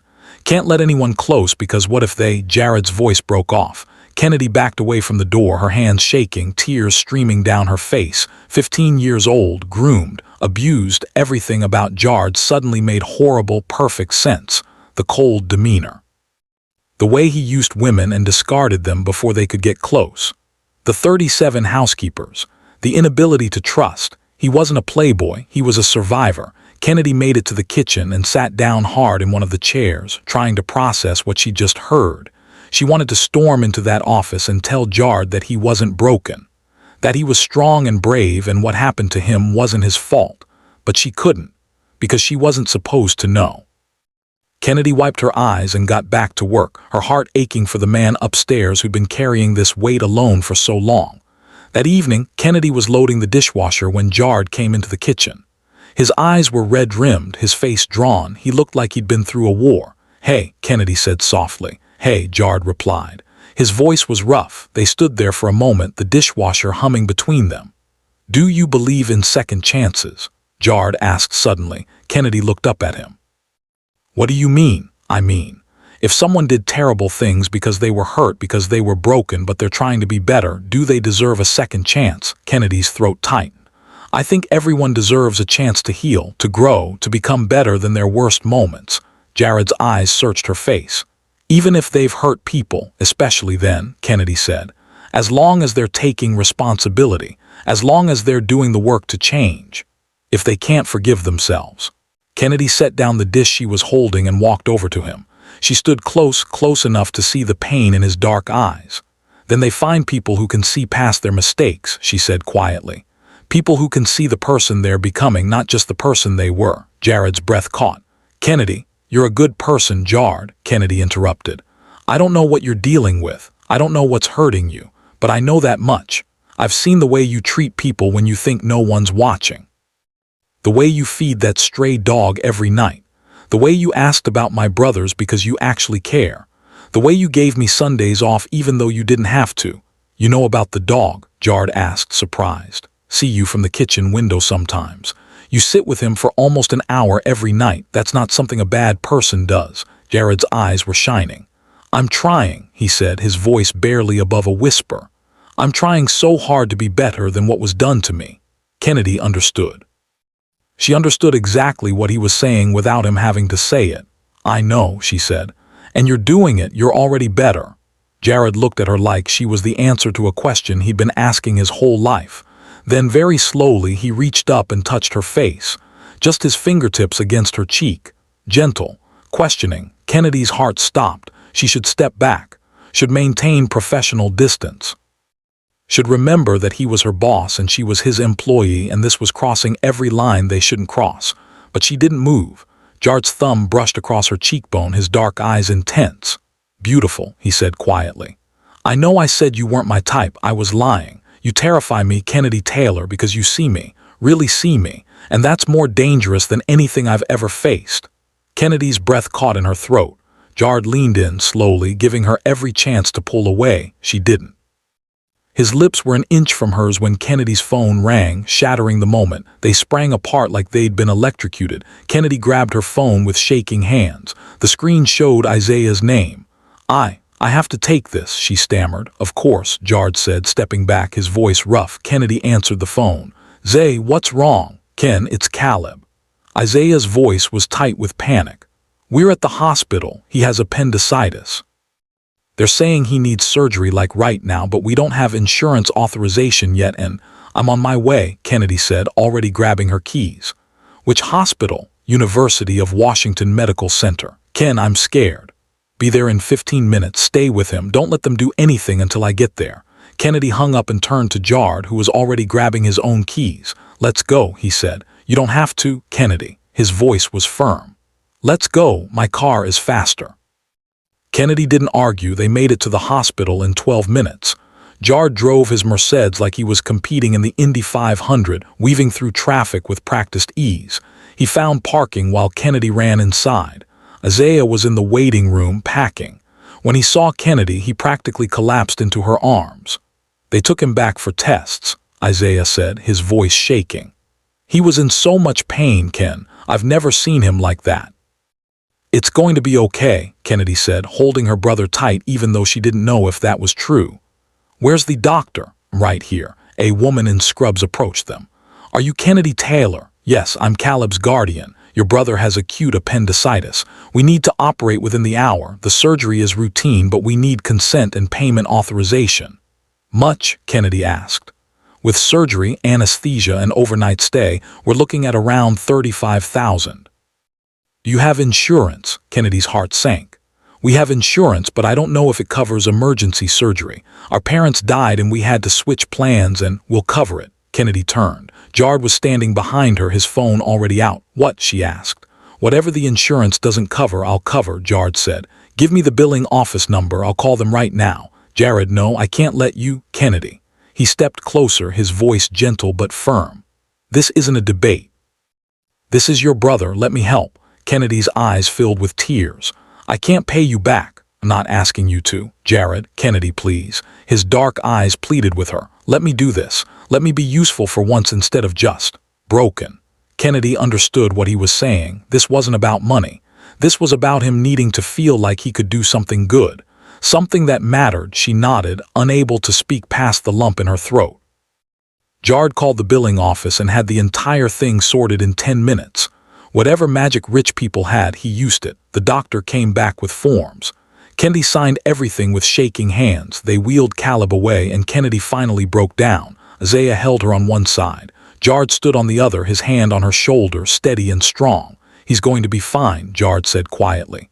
The doctor said it's routine. They do these surgeries all the time. If something goes wrong, Kennedy whispered. Then we'll deal with it, Jard said. Together, you're not alone in this. Kennedy looked up at him. Why are you being so nice to me? Jared smiled sadly. Because someone should have been nice to me when I needed it, and they weren't, so I'm trying to be what I needed back then. Kennedy's heart cracked open. Isaiah looked between them with an expression that said he was putting pieces together. The surgery took an hour and a half. Longest 90 minutes of Kennedy's life. She paced. She prayed. She drank terrible hospital coffee and tried not to imagine the worst-case scenarios her brain kept throwing at her. Jard sat next to Isaiah, talking quietly. Kennedy caught snippets of the conversation. Studying mechanical engineering. Yeah, I want to design sustainable energy systems. Help combat climate change. That's impressive. Have you thought about internships? Can't really afford to do unpaid internships. I need to work summers to help with expenses. What if they were paid? Isaiah looked up sharply. Are you offering me a job? I'm saying Pierce Enterprises has an internship program, and we're always looking for smart, driven engineering students if you're interested. Kennedy's heart swelled. Isaiah's eyes got shiny behind his glasses. Yeah, I'd be interested. Finally, the doctor came out. Surgery went perfectly, she said, and Kennedy nearly collapsed with relief. Appendix was removed without complications. He's in recovery now. You can see him in about 20 minutes. Thank you, Kennedy breathed. Thank you so much. When the doctor left, Kennedy turned to Jard and did something she'd never done before. She hugged him, just walked up and wrapped her arms around his waist and held on tight. Jard froze for half a second. Then his arms came around her, holding her like she was precious, like she was something worth protecting. Thank you, Kennedy whispered into his chest. Thank you for being here, for helping, for everything. Always, Jard said quietly. I'll always be here. Zaya watched them with knowing eyes, but he didn't say anything. They went to see Caleb a little while later. He was groggy from anesthesia, talking nonsense about dragons and pizza. Ken, he mumbled when he saw her. I saw a dragon, he told me secrets. What secrets? Kennedy asked, trying not to laugh. Can't tell you, dragon secrets, top secret dragon business. Isaiah snorted. The anesthesia has him messed up. I'm not messed up. You're messed up. Everything's messed up except the dragon. Jared was grinning. What did the dragon look like? Purple. With green spots, very fashionable dragon. They stayed until visiting hours were over. Caleb fell asleep mid-sentence about the dragon opening a bakery. In the parking lot, Isaiah pulled Kennedy aside. So, he said carefully, you and your boss. Kennedy's face heated. It's not like that. He paid for Cal's surgery without blinking. He offered me a paid internship. And the way he looks at you. Isaiah shook his head. That's not boss and employee. That's something else. It's complicated, Kennedy said. Life's complicated doesn't mean it's not worth it. Isaiah squeezed her shoulder. I'm just saying he seems like a good guy, and you deserve a good guy. He's been through a lot, Kennedy said quietly. So have you, Isaiah pointed out. Maybe you two are exactly what each other needs. Kennedy didn't have an answer for that. Jard drove her home in comfortable silence. When they pulled up to her apartment, he turned to her. Kennedy, about earlier. In the kitchen. Before the phone call. We don't have to talk about it, Kennedy interrupted. I think we do. Kennedy took a breath. Jard, I work for you. There are lines we can't cross. I know, but what if I want to cross them anyway? Then you'd be making a mistake, Kennedy said, even though her heart was screaming at her to shut up. You're vulnerable right now. You just had a hard conversation with your uncle. I overheard some of it and Jared went very still. You heard. I didn't mean to. I was in the living room and the voices were loud and I'm sorry, I should have walked away. You know about Vivienne? Kennedy nodded, tears pricking her eyes. I'm so sorry, Jared. What she did to you was evil. You were a child. It wasn't your fault. Jared's hands tightened on the steering wheel. I've been in therapy for 3 years, and I still can't fully believe that. Then let me believe it for you, Kennedy said, until you can believe it yourself. Jared looked at her, his dark eyes vulnerable in a way she'd never seen before. Why? He asked. Why do you care? Because you matter, Kennedy said simply. You matter, Jared, and someone should have told you that a long time ago. Jared reached over and took her hand, laced his fingers through hers. Falling for you, he said quietly. I know I shouldn't, I know it's complicated, but I can't seem to stop. Kennedy's heart was pounding so hard she could hear it in her ears. I believe in boundaries, she said carefully. I believe intimacy is sacred, something that should wait for marriage. Jared blinked. You want to wait, I do, and I know that probably makes me sound old-fashioned or weird or it makes you sound like the most amazing person I've ever met, Jared interrupted. Kennedy, I've spent years using people, treating relationships like transactions, and you're the first person who's ever made me want something real, something that lasts. What are you saying? Kennedy whispered. I'm saying I'll wait, Jared said. I'll wait as long as you need because you're worth waiting for. Kennedy felt tears slip down her cheeks. But I need you to know something, Jared continued. This isn't just me being vulnerable or confused or going through something. I've been feeling this for weeks. Since the spider incident, maybe even before that. You make me want to be better. You make me believe I can be better. You are better, Kennedy said. You're already so much better than you think you are. Jared lifted her hand and pressed a kiss to her knuckles. Soft. Reverent, can I kiss you? He asked. Just once on the forehead like you did for me. Kennedy nodded, not trusting her voice. Jared leaned across the center console and pressed his lips to her forehead, gentle, tender, full of promise. When he pulled back, his eyes were shining. Good night, Kennedy, he said softly. Good night, Jared. Kennedy got out of the car and walked to her apartment on shaky legs. She stood in her doorway and watched Jared's Mercedes pull away, her heart full and terrified and hopeful all at once. Zaya was right, this was definitely something else. The next morning, Monday, Kennedy arrived at the mansion to find a note on the kitchen counter in Jared's neat handwriting. Kennedy, I have meetings all day. There's fresh coffee in the pot. Take the day off if you need it. Your brother is more important than housework. Also, I meant what I said last night. Every word. J. Kennedy folded the note and tucked it into her messenger bag, a smile spreading across her face. She got to work, but her mind was elsewhere. On a man who was learning to heal, on a future that suddenly looked brighter than it had in years, on the terrifying, wonderful possibility that maybe, just maybe, she deserved something good. Around noon, Kennedy's phone buzzed with a text. Jared, how's Caleb? Kennedy, good. Discharged this morning. Isaiah's staying with him at the dorm. Jared, good. And how are you? Kennedy, I'm okay. Thank you for last night, for everything. Jared, always. Dinner tomorrow. I'll cook. Kennedy, you cook. Jared, badly. But I'm willing to try if it means spending time with you. Kennedy laughed out loud in the empty mansion. Kennedy, okay, but I'm supervising. I can't let you burn down your own kitchen. Jared, deal. See you tomorrow. Kennedy set down her phone, her heart lighter than it had been in months. Things were changing. And for the first time since her parents died, Kennedy let herself believe that change might actually be a good thing. All right, y'all, we need to talk. Jared just confessed his feelings. Kennedy told him she wants to wait for marriage, and instead of running away, he said he'll wait. Do you know how rare that is? A man who's willing to respect boundaries and do things right. If you're rooting for these two, drop a worth the wait in the comments. Let's continue the story. 3 weeks had passed since the hospital. 3 weeks of Kennedy and Jared dancing around each other like two people learning a new language. 3 weeks of Sunday football games where they argued about plays and ate pizza and laughed until their stomachs hurt. 3 weeks of late-night conversations in the kitchen where Jared would find Kennedy studying and sit across from her, working on his own laptop in comfortable silence. 3 weeks of stolen glances and accidental touches and a tension that hummed between them like a live wire.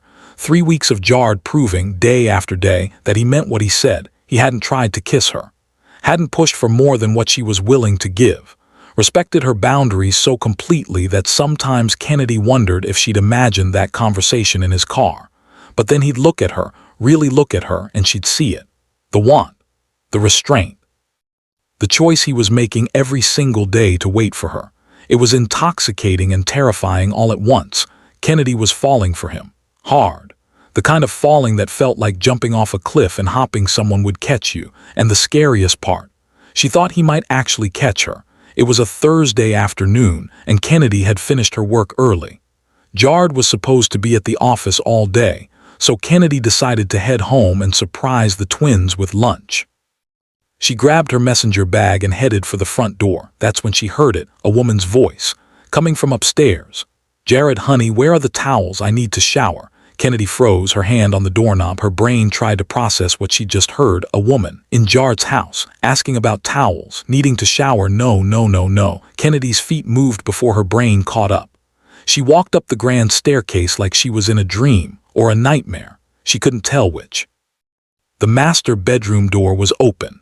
Kennedy stood in the doorway and felt her entire world shatter. A woman was in Jard's bedroom. A gorgeous woman with perfect curves and long braids cascading down her back. She was wearing Jard's white dress shirt, the expensive one Kennedy had pressed and hung in his closet just yesterday morning. The shirt hung off one shoulder. The woman's long legs were bare. She was sitting on Jard's bed, scrolling through her phone like she belonged there, like she'd been there before. The woman looked up and saw Kennedy. Her face lit up with a warm smile. "Oh, you must be Kennedy," she said brightly. "Jard talks about you all the time. I'm Morgan." Kennedy couldn't breathe, couldn't think, couldn't process. She'd been such a fool, all of it. The football games, the late-night talks, the promises to wait, all of it had been lies. Pretty lies wrapped up in expensive cologne and that devastating smile, but lies all the same. Men like Jard Pierce didn't fall for women like Kennedy Taylor. They just didn't. Kennedy turned and ran down the stairs, through the foyer, out the front door. Behind her, she heard Morgan's confused voice. "Wait, did I say something wrong?" Kennedy didn't stop, didn't look back, didn't let herself think about anything except getting to her car and getting away from this place. Her hands shook so badly she could barely get her keys out of her bag. When she finally did, she dropped them, picked them up, dropped them again. His voice. He was running toward her from the driveway, still in his suit from work, his face panicked. "Kennedy, wait, I can explain." "Don't," Kennedy said, finally getting her car door open. "Just don't. That's Morgan, my cousin, Uncle Reg's daughter. Her hotel had a gas leak and she called me and—" "I don't care," Kennedy interrupted, even though her voice was breaking. "I don't care who she is. Kennedy, please, just look at me." Kennedy couldn't. If she looked at him, she'd cry. And she would not give him the satisfaction of seeing her cry. "I was wrong," she said, staring at her steering wheel. "I thought you were different. I thought maybe you actually cared. But I was wrong, and that's on me. I should have known better. Kennedy, I swear on everything I have, Morgan is my cousin. Let me prove it. Let me show you family photos, call my uncle, anything." "I can't do this," Kennedy whispered. "I can't be here right now." She got in her car, slammed the door, and drove away. In her rearview mirror, she saw Jard standing in the driveway, his hand outstretched like he could pull her back through sheer force of will. Kennedy made it 3 blocks before the tears came. She pulled over in a random parking lot and let herself fall apart. She'd been so stupid.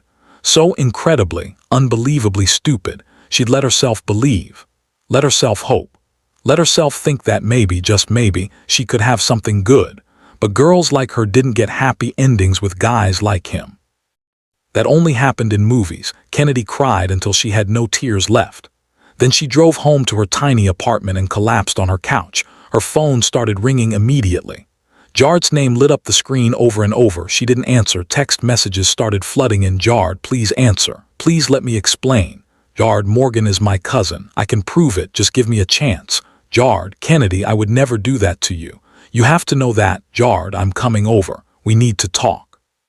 Kennedy turned off her phone and buried her face in a pillow. She didn't know how long she lay there. Time felt meaningless. The knock on her door came 20 minutes later. Kennedy ignored it. "Open the door. We know you're in there." That wasn't Jard's voice. That was Isaiah. Kennedy dragged herself off the couch and opened the door. Her twin brothers stood there, concern written all over their faces. Behind them, looking nervous and out of place, was Jard. "What is this?" Kennedy asked, her voice hoarse from crying. "An intervention," Caleb said, pushing past her into the apartment. He'd recovered well from his surgery, though he still moved a little carefully. "Because apparently you ran out of Jard's house crying and now you won't answer anyone's calls." "How did you even know?" "He called us," Isaiah said, gesturing to Jard. "Said there was a misunderstanding and you wouldn't let him explain." Kennedy glared at Jard. "You called my brothers." "I called everyone I could think of," Jard said. His voice was rough, desperate. "Your brothers, Diego, Uncle Reg, even your friend Alina, anyone who might get you to listen."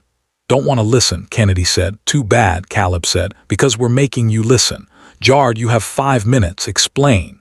Jared stepped into the apartment and Kennedy hated how her heart still jumped at the sight of him. "Morgan Pierce is my cousin," Jard said. "Uncle Reg's oldest daughter. She's 29. She works in fashion in New York. She's been coming to our family gatherings since we were kids." He pulled out his phone and started showing Kennedy pictures, family photos. Morgan and Jard as teenagers at what looked like a Christmas party. Morgan and Jard at Uncle Reg's birthday celebration. Morgan, Jard, and Uncle Reg at a company retreat. "Hotel called her this morning saying there was a gas leak," Jard continued. "She needed a place to shower and change before her meeting downtown. I was at the office. I told her to use the spare key and help herself to whatever she needed." He showed Kennedy his text conversation with Morgan from that morning. "Morgan, gas leak at the hotel. Can I use your shower, Jared?" "Sure. Spare key is in the usual spot. Help yourself, Morgan, you're a lifesaver. See you at dinner tonight, Jared." "Can't. Have plans, Morgan, plans with a certain housekeeper." "Jard, mind your business, Morgan, that's a yes." "Can't wait to meet her." Kennedy stared at the messages, her stomach twisting. "She was wearing your shirt," Kennedy said weakly. "Because she spilled coffee on hers in the Uber," Jard said. "She's been borrowing my clothes since we were kids. It's a family thing, a weird family thing, but a family thing." He pulled up Morgan's Instagram and handed Kennedy the phone. The profile was public. Photos of Morgan at fashion shows with friends with family. Lots of photos with Jard, all of them clearly cousins. No romantic undertones at all. Kennedy felt her certainty crumbling. "I can call Uncle Reg right now," Jard said. "Or Morgan, or my mom. Anyone who can verify what I'm saying." "He's telling the truth, Ken," Isaiah said quietly. "We already called Mr. Reginald on the way over here. He confirmed everything." "You called Reg?" Kennedy asked. "We wanted to make sure before we got involved," Caleb said. "And yeah, Morgan is definitely his daughter. He was actually confused about why we were asking." Kennedy sat down hard on her couch, her head spinning. "I thought," she started, then stopped. "I saw her in your room wearing your shirt and I just assumed." "I know what you assumed," Jard said, kneeling in front of her. "And I understand why. My track record isn't exactly stellar. But Kennedy, I swear on my father's grave, I haven't been with anyone since I met you. Haven't wanted to be with anyone. You're it for me." Kennedy's eyes filled with tears. "I'm sorry. I should have let you explain. I should have trusted you." "No," Jard said firmly. "You shouldn't have, not automatically. Trust is earned and I'm still earning yours, but I need you to know that I'm not that person anymore. The person who went through 37 housekeepers, that's not who I want to be. You make me want to be better." "You are better," Kennedy whispered. "You're so much better, and I was stupid to run without giving you a chance to explain." "You weren't stupid. You were protecting yourself, and that's smart, not stupid." Kennedy looked at her brothers, who were watching this whole scene with varying degrees of amusement and concern.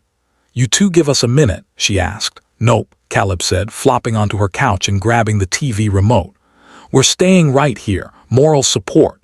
"Making sure he doesn't try anything," Isaiah added, though his slight smile said he knew Jard wouldn't. Kennedy shook her head, but she was smiling.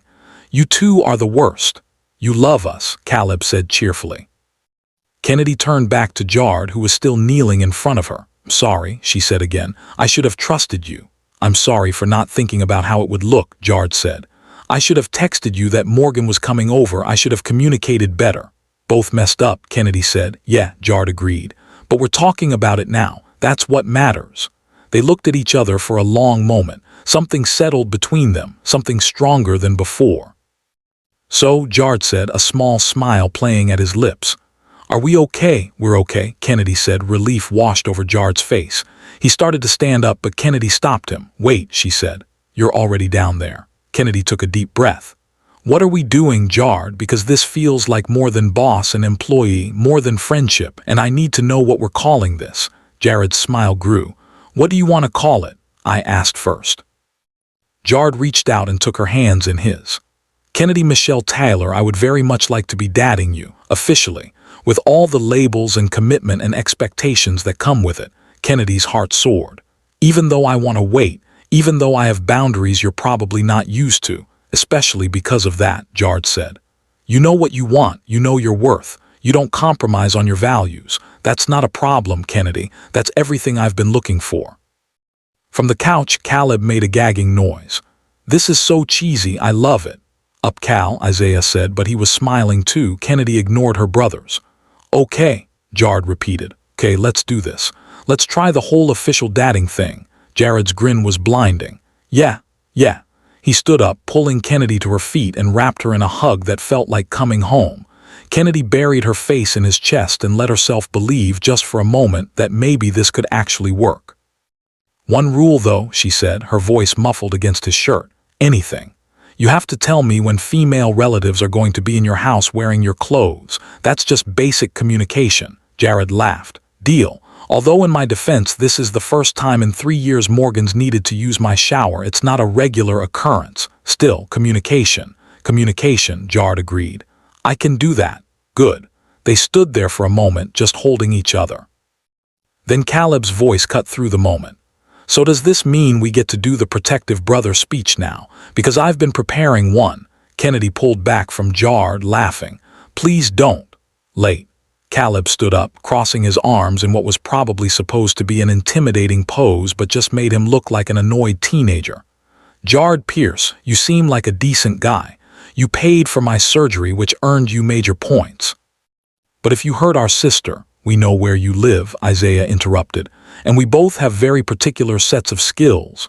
You just quote taken, Kennedy asked. Yes, and it's valid. Isaiah turned to Jared. Ken raised us. She sacrificed everything for us.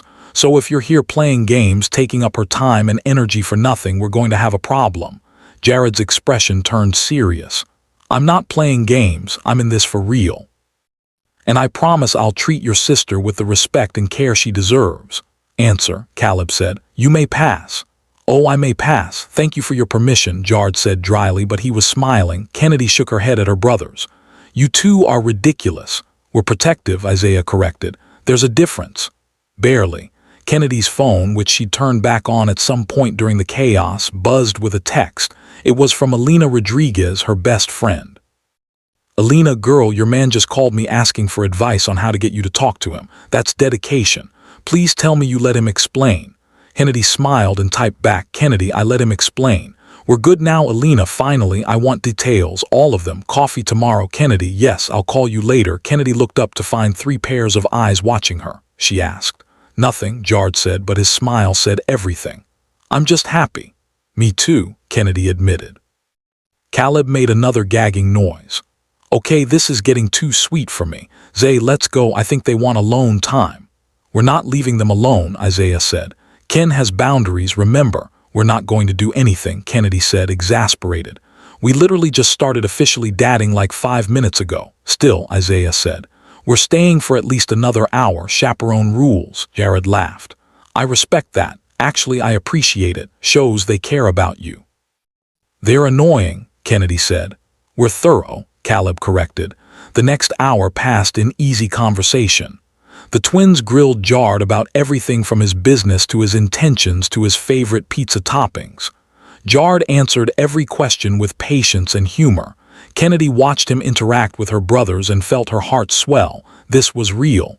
This was actually happening.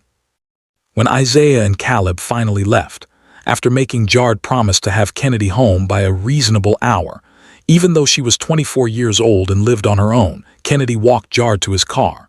The Seattle evening was cool and gray, threatening rain like it always did. Thank you, Kennedy said, for not giving up, for calling my brothers, for proving I was wrong. You weren't wrong to be cautious, Jared said. You were smart, and I'm going to spend every day proving that you can trust me. I already trust you, Kennedy said. I wouldn't have agreed to date you if I didn't. Jared smiled and reached up to cup her face. His thumb brushed across her cheekbone. Can I kiss you? He asked softly. For real this time, not just your forehead. Kennedy's heart raced.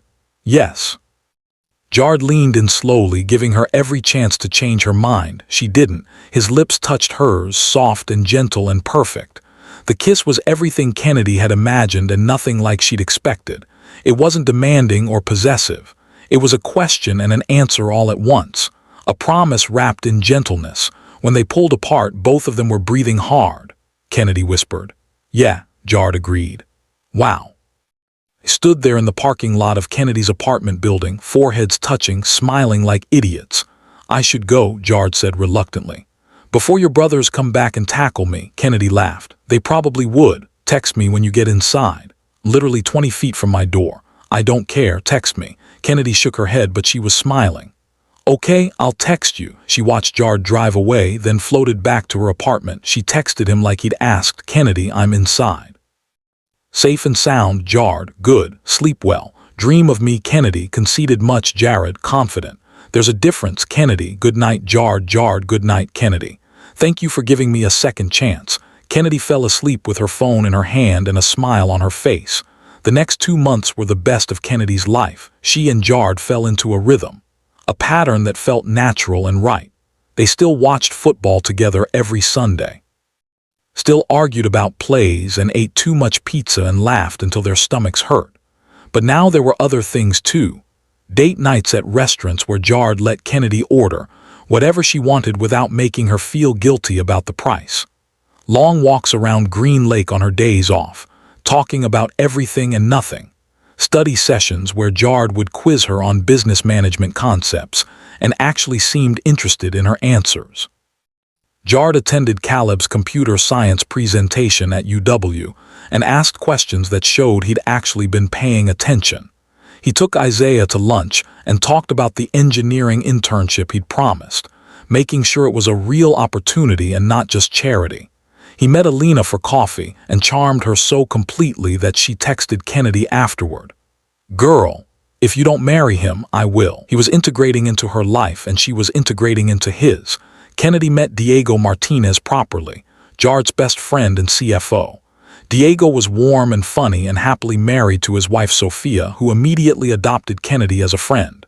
He's different with you, Diego told Kennedy one day when they were all having dinner together. I've known Jared since college and I've never seen him like this, relaxed, happy himself. He's a good man, Kennedy said. He's becoming a good man, Diego corrected gently. And that's because of you. Kennedy met Jared's mother, Mrs. Pierce, an elegant woman in her late 50s who looked at Kennedy with warm eyes and said, Thank you for being patient with my son. He's been through so much. He's worth the patience, Kennedy replied. Mrs. Pierce smiled. I think you might be exactly what he needs. And slowly, carefully, Jared told Kennedy more about his past, about Vivienne and what she'd done to him when he was just a boy. About the years of therapy to unlearn the damage, about the women he'd used because he was afraid of being used first, about the moment he realized he had to change or lose himself completely. Kennedy listened without judgment, held his hand when the memories got too heavy, reminded him that his past didn't define his future. Healing, she told him one night when they were sitting on his back porch, watching the lights reflect off Lake Washington. And healing isn't linear. You're going to have bad days. But I'll be here for them. Jared kissed her forehead. How did I get so lucky? You didn't get lucky. You did the work. This is what you earned. But there was one thing they hadn't talked about, the bet. Kennedy still didn't know about Uncle Reg's 6-month test. Didn't know that Jared had been under pressure to prove he could respect a woman without sleeping with her. And Jared didn't know how to tell her without making it sound like their entire relationship had started as some kind of challenge. It weighed on him, kept him up at night, Diego noticed. You need to tell her, Diego said during one of their weekly check-ins at the office. The longer you wait, the worse it's going to be when she finds out. I know, Jared said, running a hand over his face. But how do I explain that my uncle bet me $80,000 that I couldn't keep my hands off her for 6 months? How do I make that not sound terrible? By being honest, Diego said. Tell her the truth. That your uncle was trying to teach you accountability. that the bet was about respect, not sex, that you fell for her despite the bet, not because of it.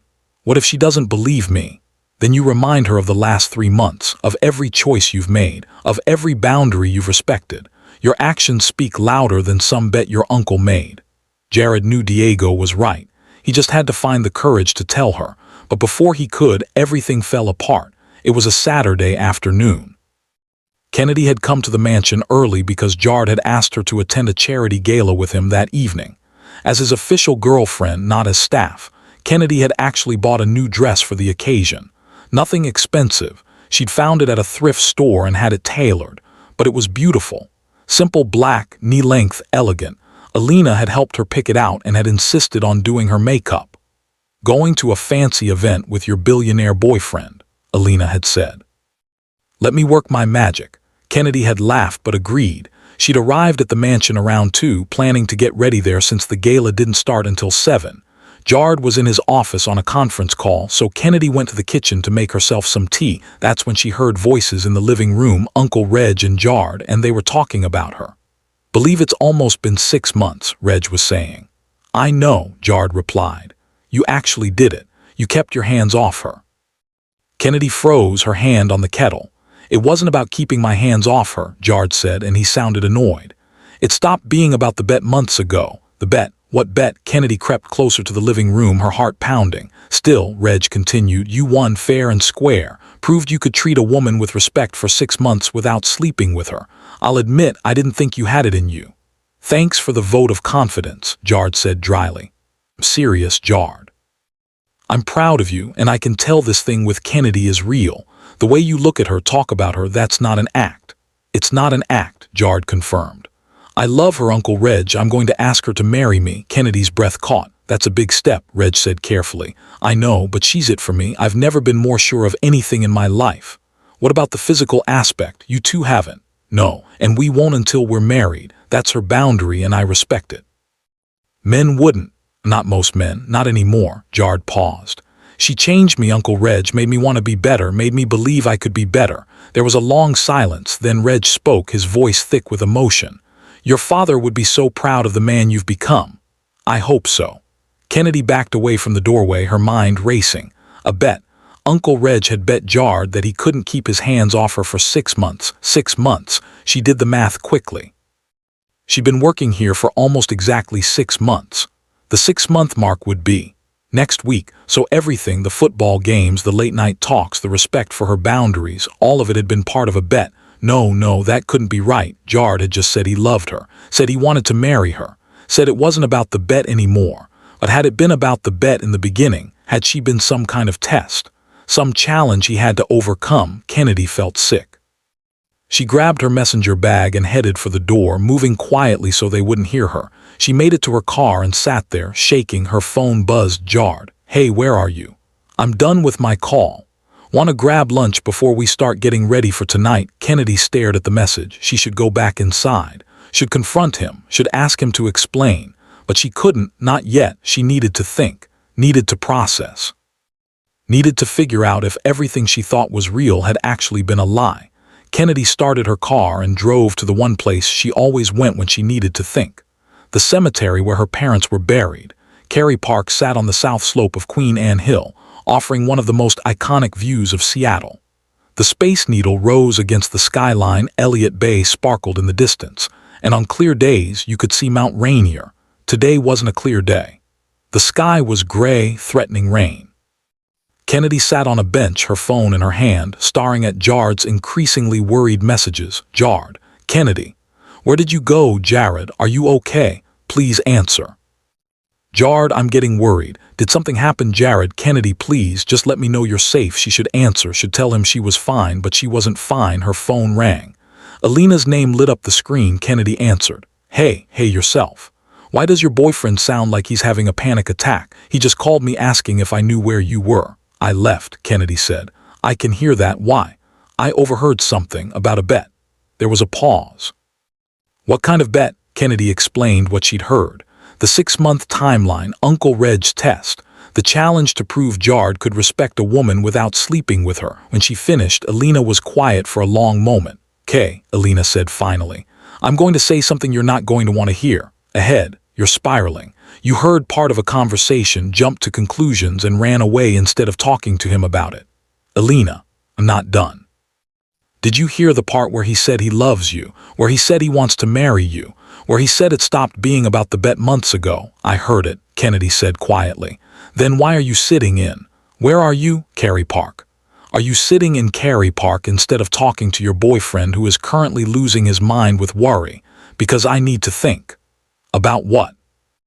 About whether a man who has spent 3 months respecting your boundaries, integrating into your life, loving your brothers, and being the most supportive partner you've ever had actually cares about you. Girl, you know the answer. It started as a bet, Kennedy said, her voice breaking. What if none of it was real? Then explain the last 3 months, Alina challenged. Explain him paying for Caleb's surgery. Explain him offering Isaiah an internship. Explain him meeting me for coffee to ask what your favorite flowers are because he wanted to surprise you. Explain all of that being fake. Kennedy couldn't. Scared, Alina said gently. You're scared because things are going well and you're waiting for the other shoe to drop. But babe, sometimes the shoe doesn't drop. Sometimes you just get to be happy. What if I'm wrong about him? What if you're right? Alina countered. What if he's exactly who he says he is? A man who's done the work to change, who loves you, who wants to build a life with you. Are you really going to throw that away because his uncle made a bet 6 months ago? Kennedy closed her eyes.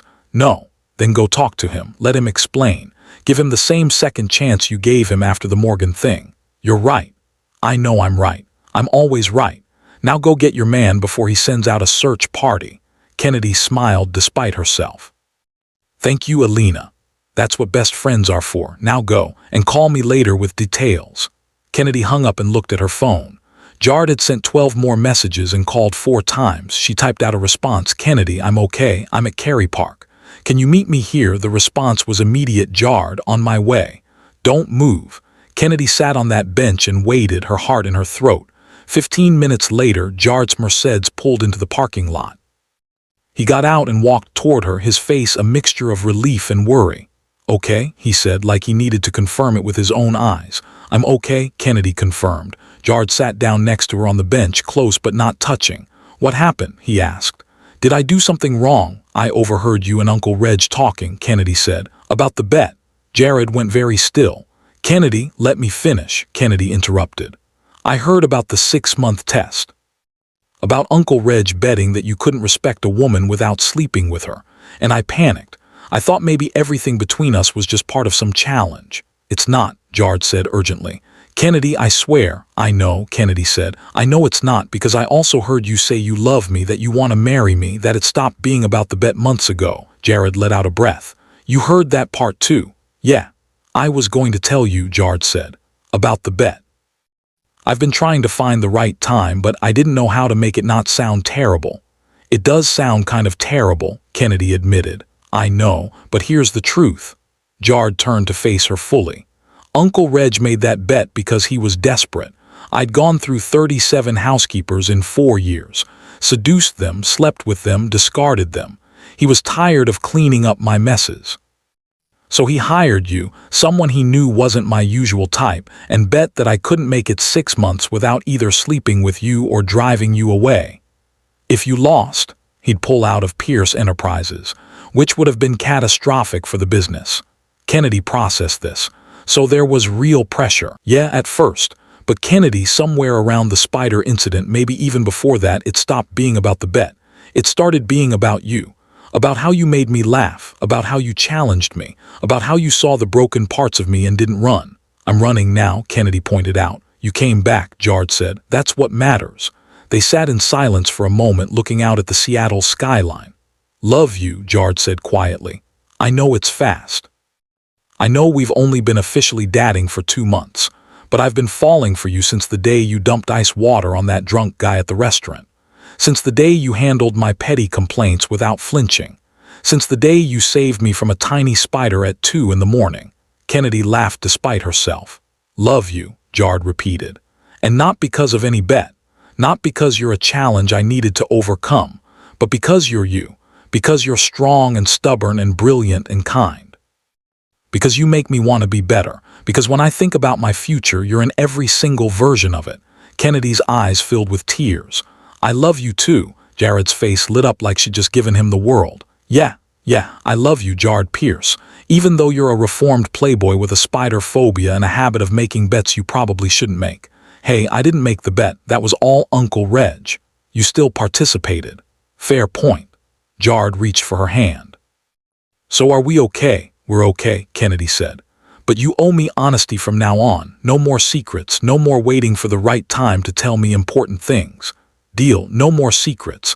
They sat there holding hands, watching the clouds roll over the Seattle skyline. You said you wanted to marry me, Kennedy said after a while. I do. That's really fast, Jared. I know, and I'm not proposing today or tomorrow. I'm just telling you my intentions, so you know where this is heading. If you wanted to head there. I wanted to head there, Kennedy admitted. Eventually, when we're both ready. How will we know when we're ready? Jared asked. Kennedy thought about it. When you've been in therapy long enough to really heal, when I finish my degree, when we've had enough time to know this isn't just infatuation. More months, Jared suggested. A full year from when we met, Kennedy smiled. That feels right. Okay, so in 6 months I'm going to ask you to marry me, and you're going to say. I'm going to say ask me in 6 months and find out, Jared laughed. You're impossible. You love it. I really do. Jared leaned in and kissed her, soft and sweet and full of promise. When they pulled apart, Kennedy rested her head on his shoulder. We should probably go back, she said. We have a gala tonight. About that, Jared said. I should warn you, Vivienne might be there. Kennedy lifted her head. Your stepmother, ex-stepmother. It's a charity event she's involved with. I didn't know until this morning, or I would have told you. Do you want to skip it? Kennedy asked. No, I want to go with you. Show her that I'm not that scared kid anymore, that I have someone in my life who actually values me. Then let's go, Kennedy said firmly. Together, Jared smiled. Together. Gala was held at the Fairmont Olympic Hotel in downtown Seattle. The ballroom was all chandeliers and champagne, designer dresses and expensive suits. Kennedy felt out of place the moment they walked in, even in her thrift store dress and Alina's careful makeup. But Jared held her hand like she was the most important person in the room. He introduced her to everyone as my girlfriend, Kennedy. Not my housekeeper, not the staff. His girlfriend, Diego, and Sophia were there, and Sophia immediately pulled Kennedy aside. You look beautiful, Sophia said. That dress is perfect. Thanks, I'm terrified. Of what? Everyone, everything. This whole world. Kennedy gestured at the ballroom. I don't belong here. Jared thinks you do, Sophia said. And honestly, that's all that matters. They made it through cocktail hour and dinner without incident. Kennedy was starting to relax. Then Vivienne Ashford walked up to their table. She was everything Kennedy had imagined and worse. Tall, elegant, beautiful in a cold, calculated way. She wore a blood-red dress that probably cost more than Kennedy's car. "Red darling," Vivienne said, her voice dripping with false sweetness. "It's been too long." Jared's entire body went rigid. "Vivienne, aren't you going to introduce me to your companion?" The way she said companion made it sound dirty. Kennedy stood up, drawing on every ounce of courage she had. "Kennedy Taylor," she said, extending her hand. "Jared's girlfriend." Vivienne's eyes traveled over Kennedy with obvious disdain. "How quaint. You're not his usual type, are you?" "No," Kennedy said evenly. "I'm better." Something flashed in Vivienne's eyes. Anger maybe, or recognition that she'd been challenged. "Well, I do hope you last longer than the others," Vivienne said. "Jared does have a habit of getting bored with his toys." "I'm not a toy," Kennedy said, her voice steel. "And Jared's not the person you think he is, not anymore." "And what person is that?" "The scared boy you manipulated," Kennedy said quietly. Jared's hand found hers under the table, squeezing tight. "But he's not that boy anymore. He's a man who's done the work to heal, and you don't get to take credit for who he's become." Vivienne's smile turned vicious. "Did he tell you what happened between us? How you groomed him when he was 15, Kennedy interrupted. "How you abused your position as his stepmother. How you made him think it was his fault." "Yes, he told me. And it just makes me more certain that he's stronger than you ever gave him credit for." Vivienne went very still. Around them, other guests were starting to notice the confrontation. "You have no idea what you're talking about," Vivienne hissed. "Know exactly what I'm talking about," Kennedy said. "And I know that you spent years making Jared believe he was broken, but he's not. He's healing, and you have no power over him anymore." Jared stood up, his arm going around Kennedy's waist. "She's right," he said, his voice strong. You don't have power over me anymore, Vivienne. I've spent years in therapy dealing with what you did, and I'm done letting it control my life. Jared, no, Jared's voice was firm. You don't get to talk to me, you don't get to approach me. And if you ever come near me or Kennedy again, I will report you. I don't care if it was years ago, I don't care if people don't believe me, I will tell everyone what you did. Vivienne's face paled. Without another word, she turned and walked away. The entire table was silent. Then Diego started clapping. Slowly at first, then faster. Sophia joined in. Then other people at nearby tables who'd witnessed the exchange. Jared looked down at Kennedy. Eyes shining. Thank you.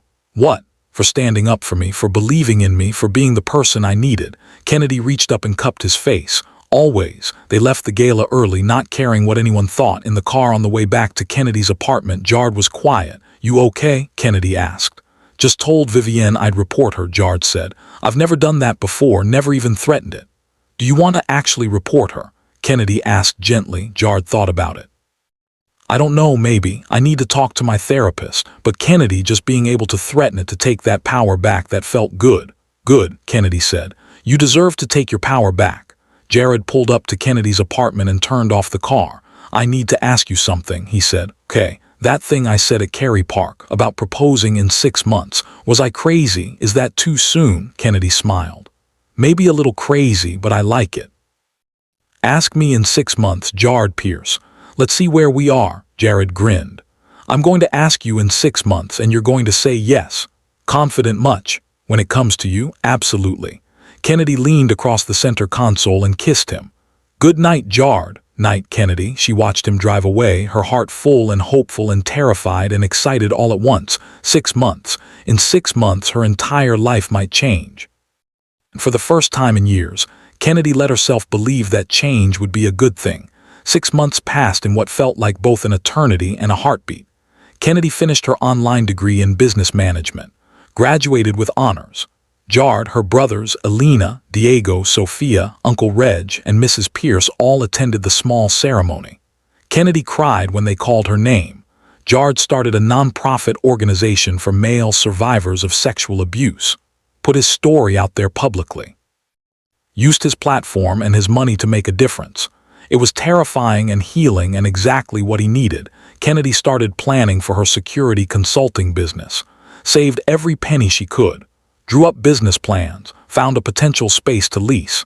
And then Jared did something that took her breath away. He offered to invest in her business, not as charity, as an actual business investment. Kennedy would own 70%, he'd own 30%. She'd run everything, he'd provide capital and occasional business advice. I believe in you, he said when he presented her with the proposal. I believe in your vision, and I want to be part of making it happen, Kennedy cried. Then she signed the papers. Taylor Security Consultants opened its doors 3 months after that. The business was small at first, but it grew. Women came for self-defense classes. Companies hired her for corporate security training. Kennedy was building something. Something that was hers. Isaiah did his internship at Pierce Enterprises and was offered a full-time position after graduation.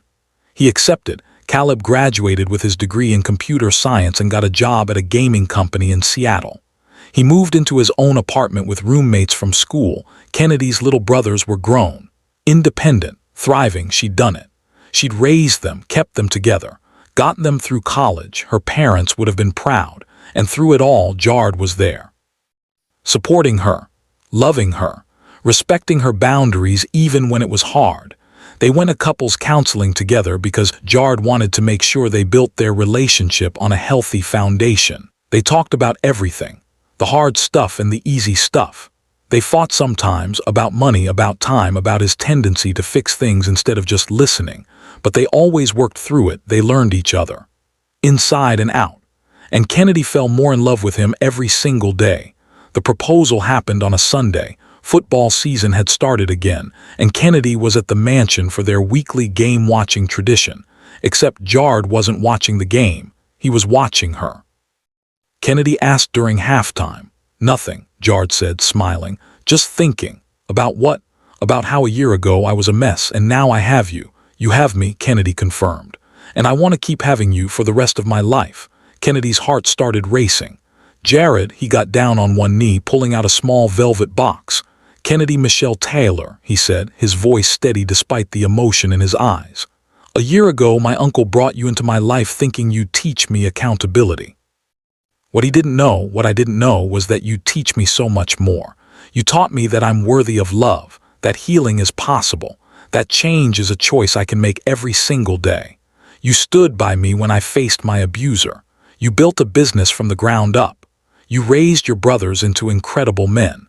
You're the strongest, most amazing person I've ever met. And I don't want to spend another day without knowing you're mine and I'm yours. Will you marry me? Kennedy's vision blurred with tears. Yes, yes, 1,000 times yes. Jared slid the ring onto her finger. It was perfect, simple. A single diamond on a platinum band, exactly what Kennedy would have chosen. Love you, Jared said, standing up and pulling her into his arms. Love you too, Kennedy said. So much. They kissed, and somewhere in the background the Seahawks scored a touchdown. Neither of them noticed. The wedding was 3 months later. Kennedy didn't want a big ceremony. Didn't want the pressure of a society wedding with hundreds of guests she didn't know. She wanted simple, intimate, real, so they got married in the backyard of the mansion overlooking Lake Washington. 50 guests, just family and close friends. Alina was Kennedy's maid of honor.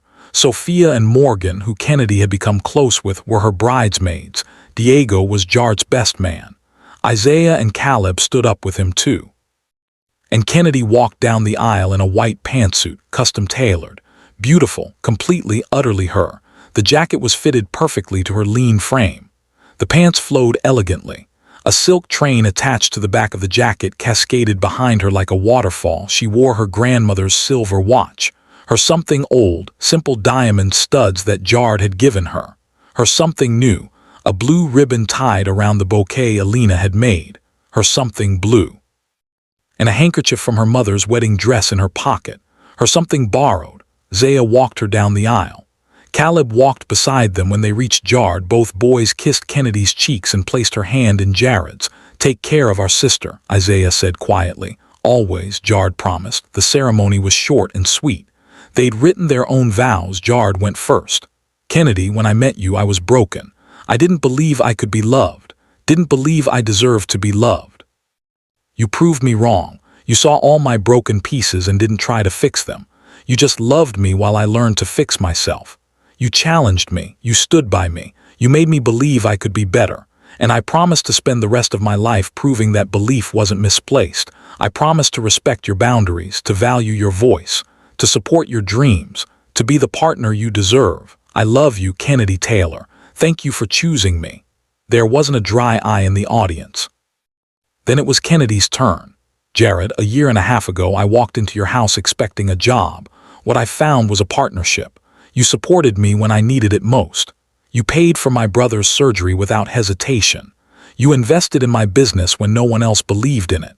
You loved my brothers like they were your own family. You respected my values even when they challenged you. You showed me that real love isn't about passion or attraction, though we have plenty of both. She smiled and people laughed. Real love is about choice.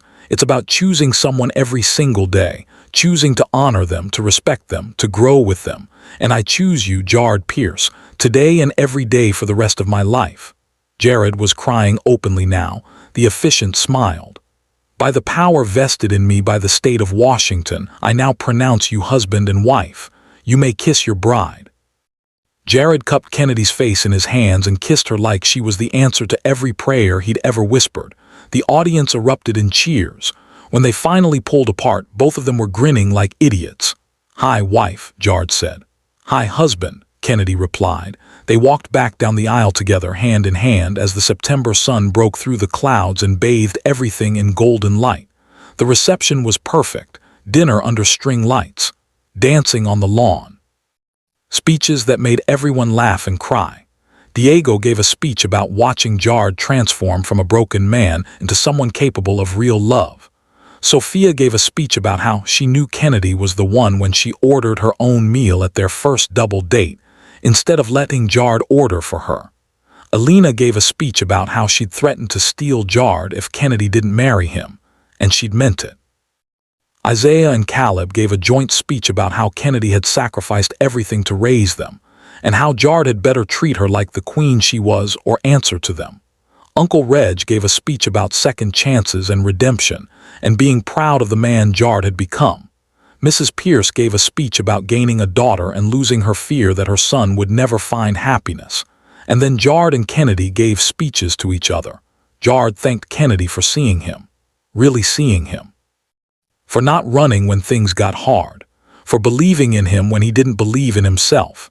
Kennedy thanked Jard for supporting her dreams, for loving her brothers, for respecting her boundaries, for being patient while she learned to trust. There wasn't a dry eye in the entire backyard. When the speeches were done and the cake was cut and the first dance was over, Kennedy and Jard snuck away to the edge of the property. They stood looking out at Lake Washington, the lights from Seattle twinkling across the water.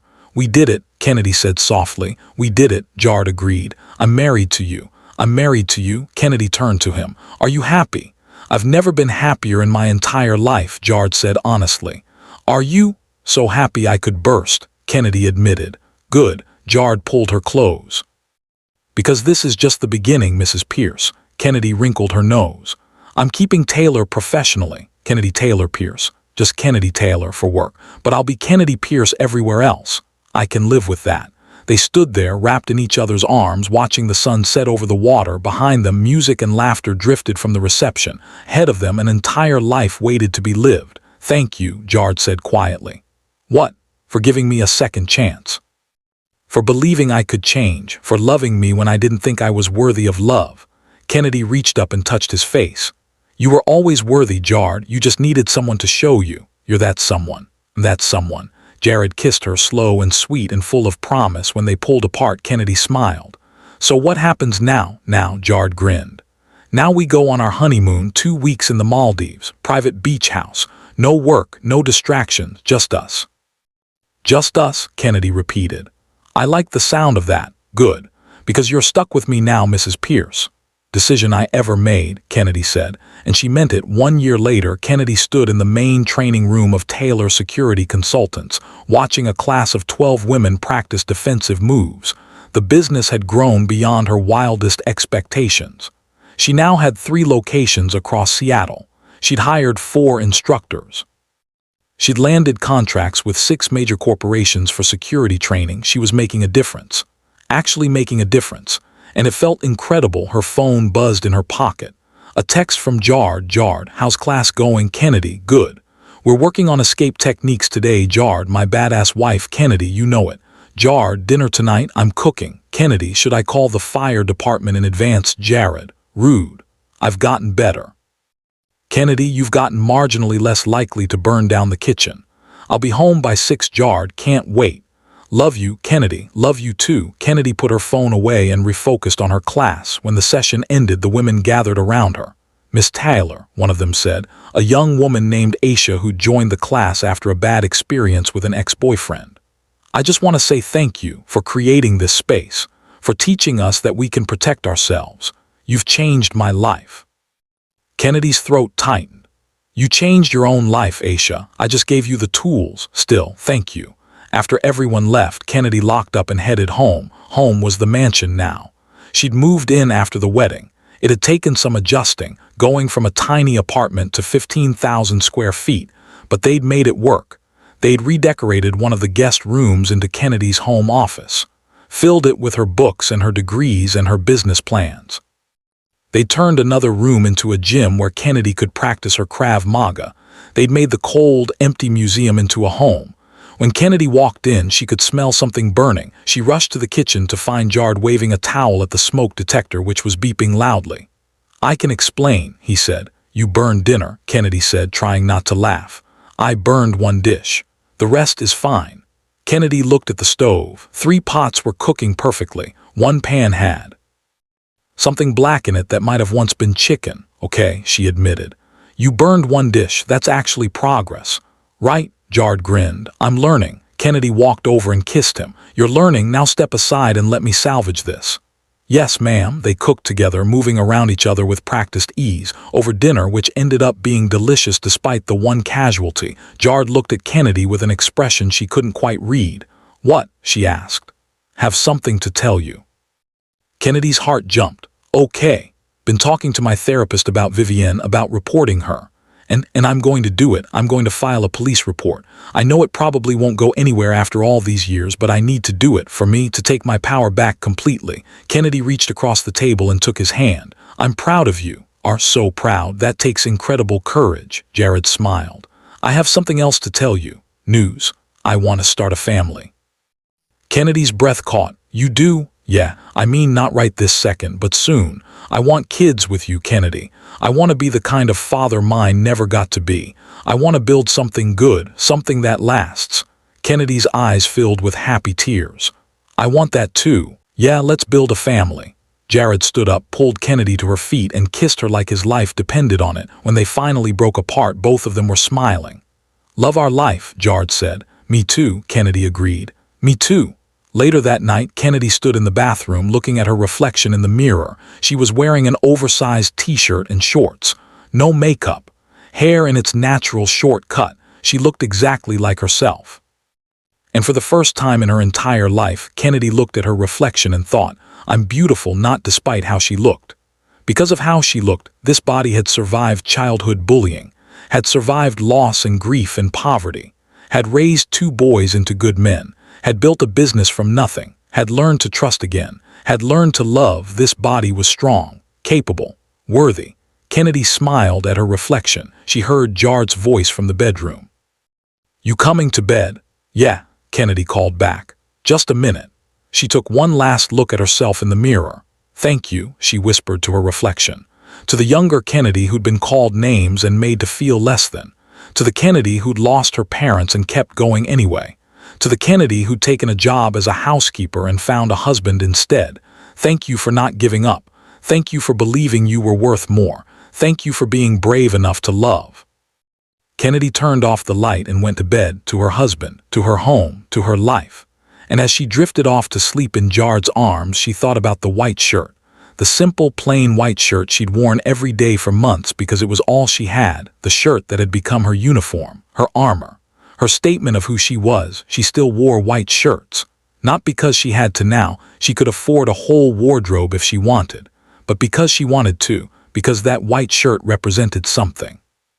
It represented authenticity, simplicity, knowing who you were and not apologizing for it. It represented Kennedy. And Kennedy Taylor Pierce was exactly who she was supposed to be. This story wasn't just about romance. It was about healing, about second chances, about knowing your worth even when the world tells you you're not enough. It was about a woman who wore the same white shirt every day and never apologized for it. It was about a man who learned that respect and boundaries aren't weaknesses. They're the foundation of real love. It was about 2 broken people who chose to heal together instead of breaking each other. If this story touched you, drop a red in the comments. If you believe in love that waits, that respects, that heals, that grows, share this video. If you've ever felt like you weren't enough, remember Kennedy. Remember that your worth isn't in your body, your clothes, or your bank account. Your worth is in who you are. And you are enough, exactly as you are. Thank you for watching this journey with me. Subscribe if you haven't already, because we have so many more stories to tell, stories about real love, real growth, real people doing the hard work to be better. Until next time, remain blessed.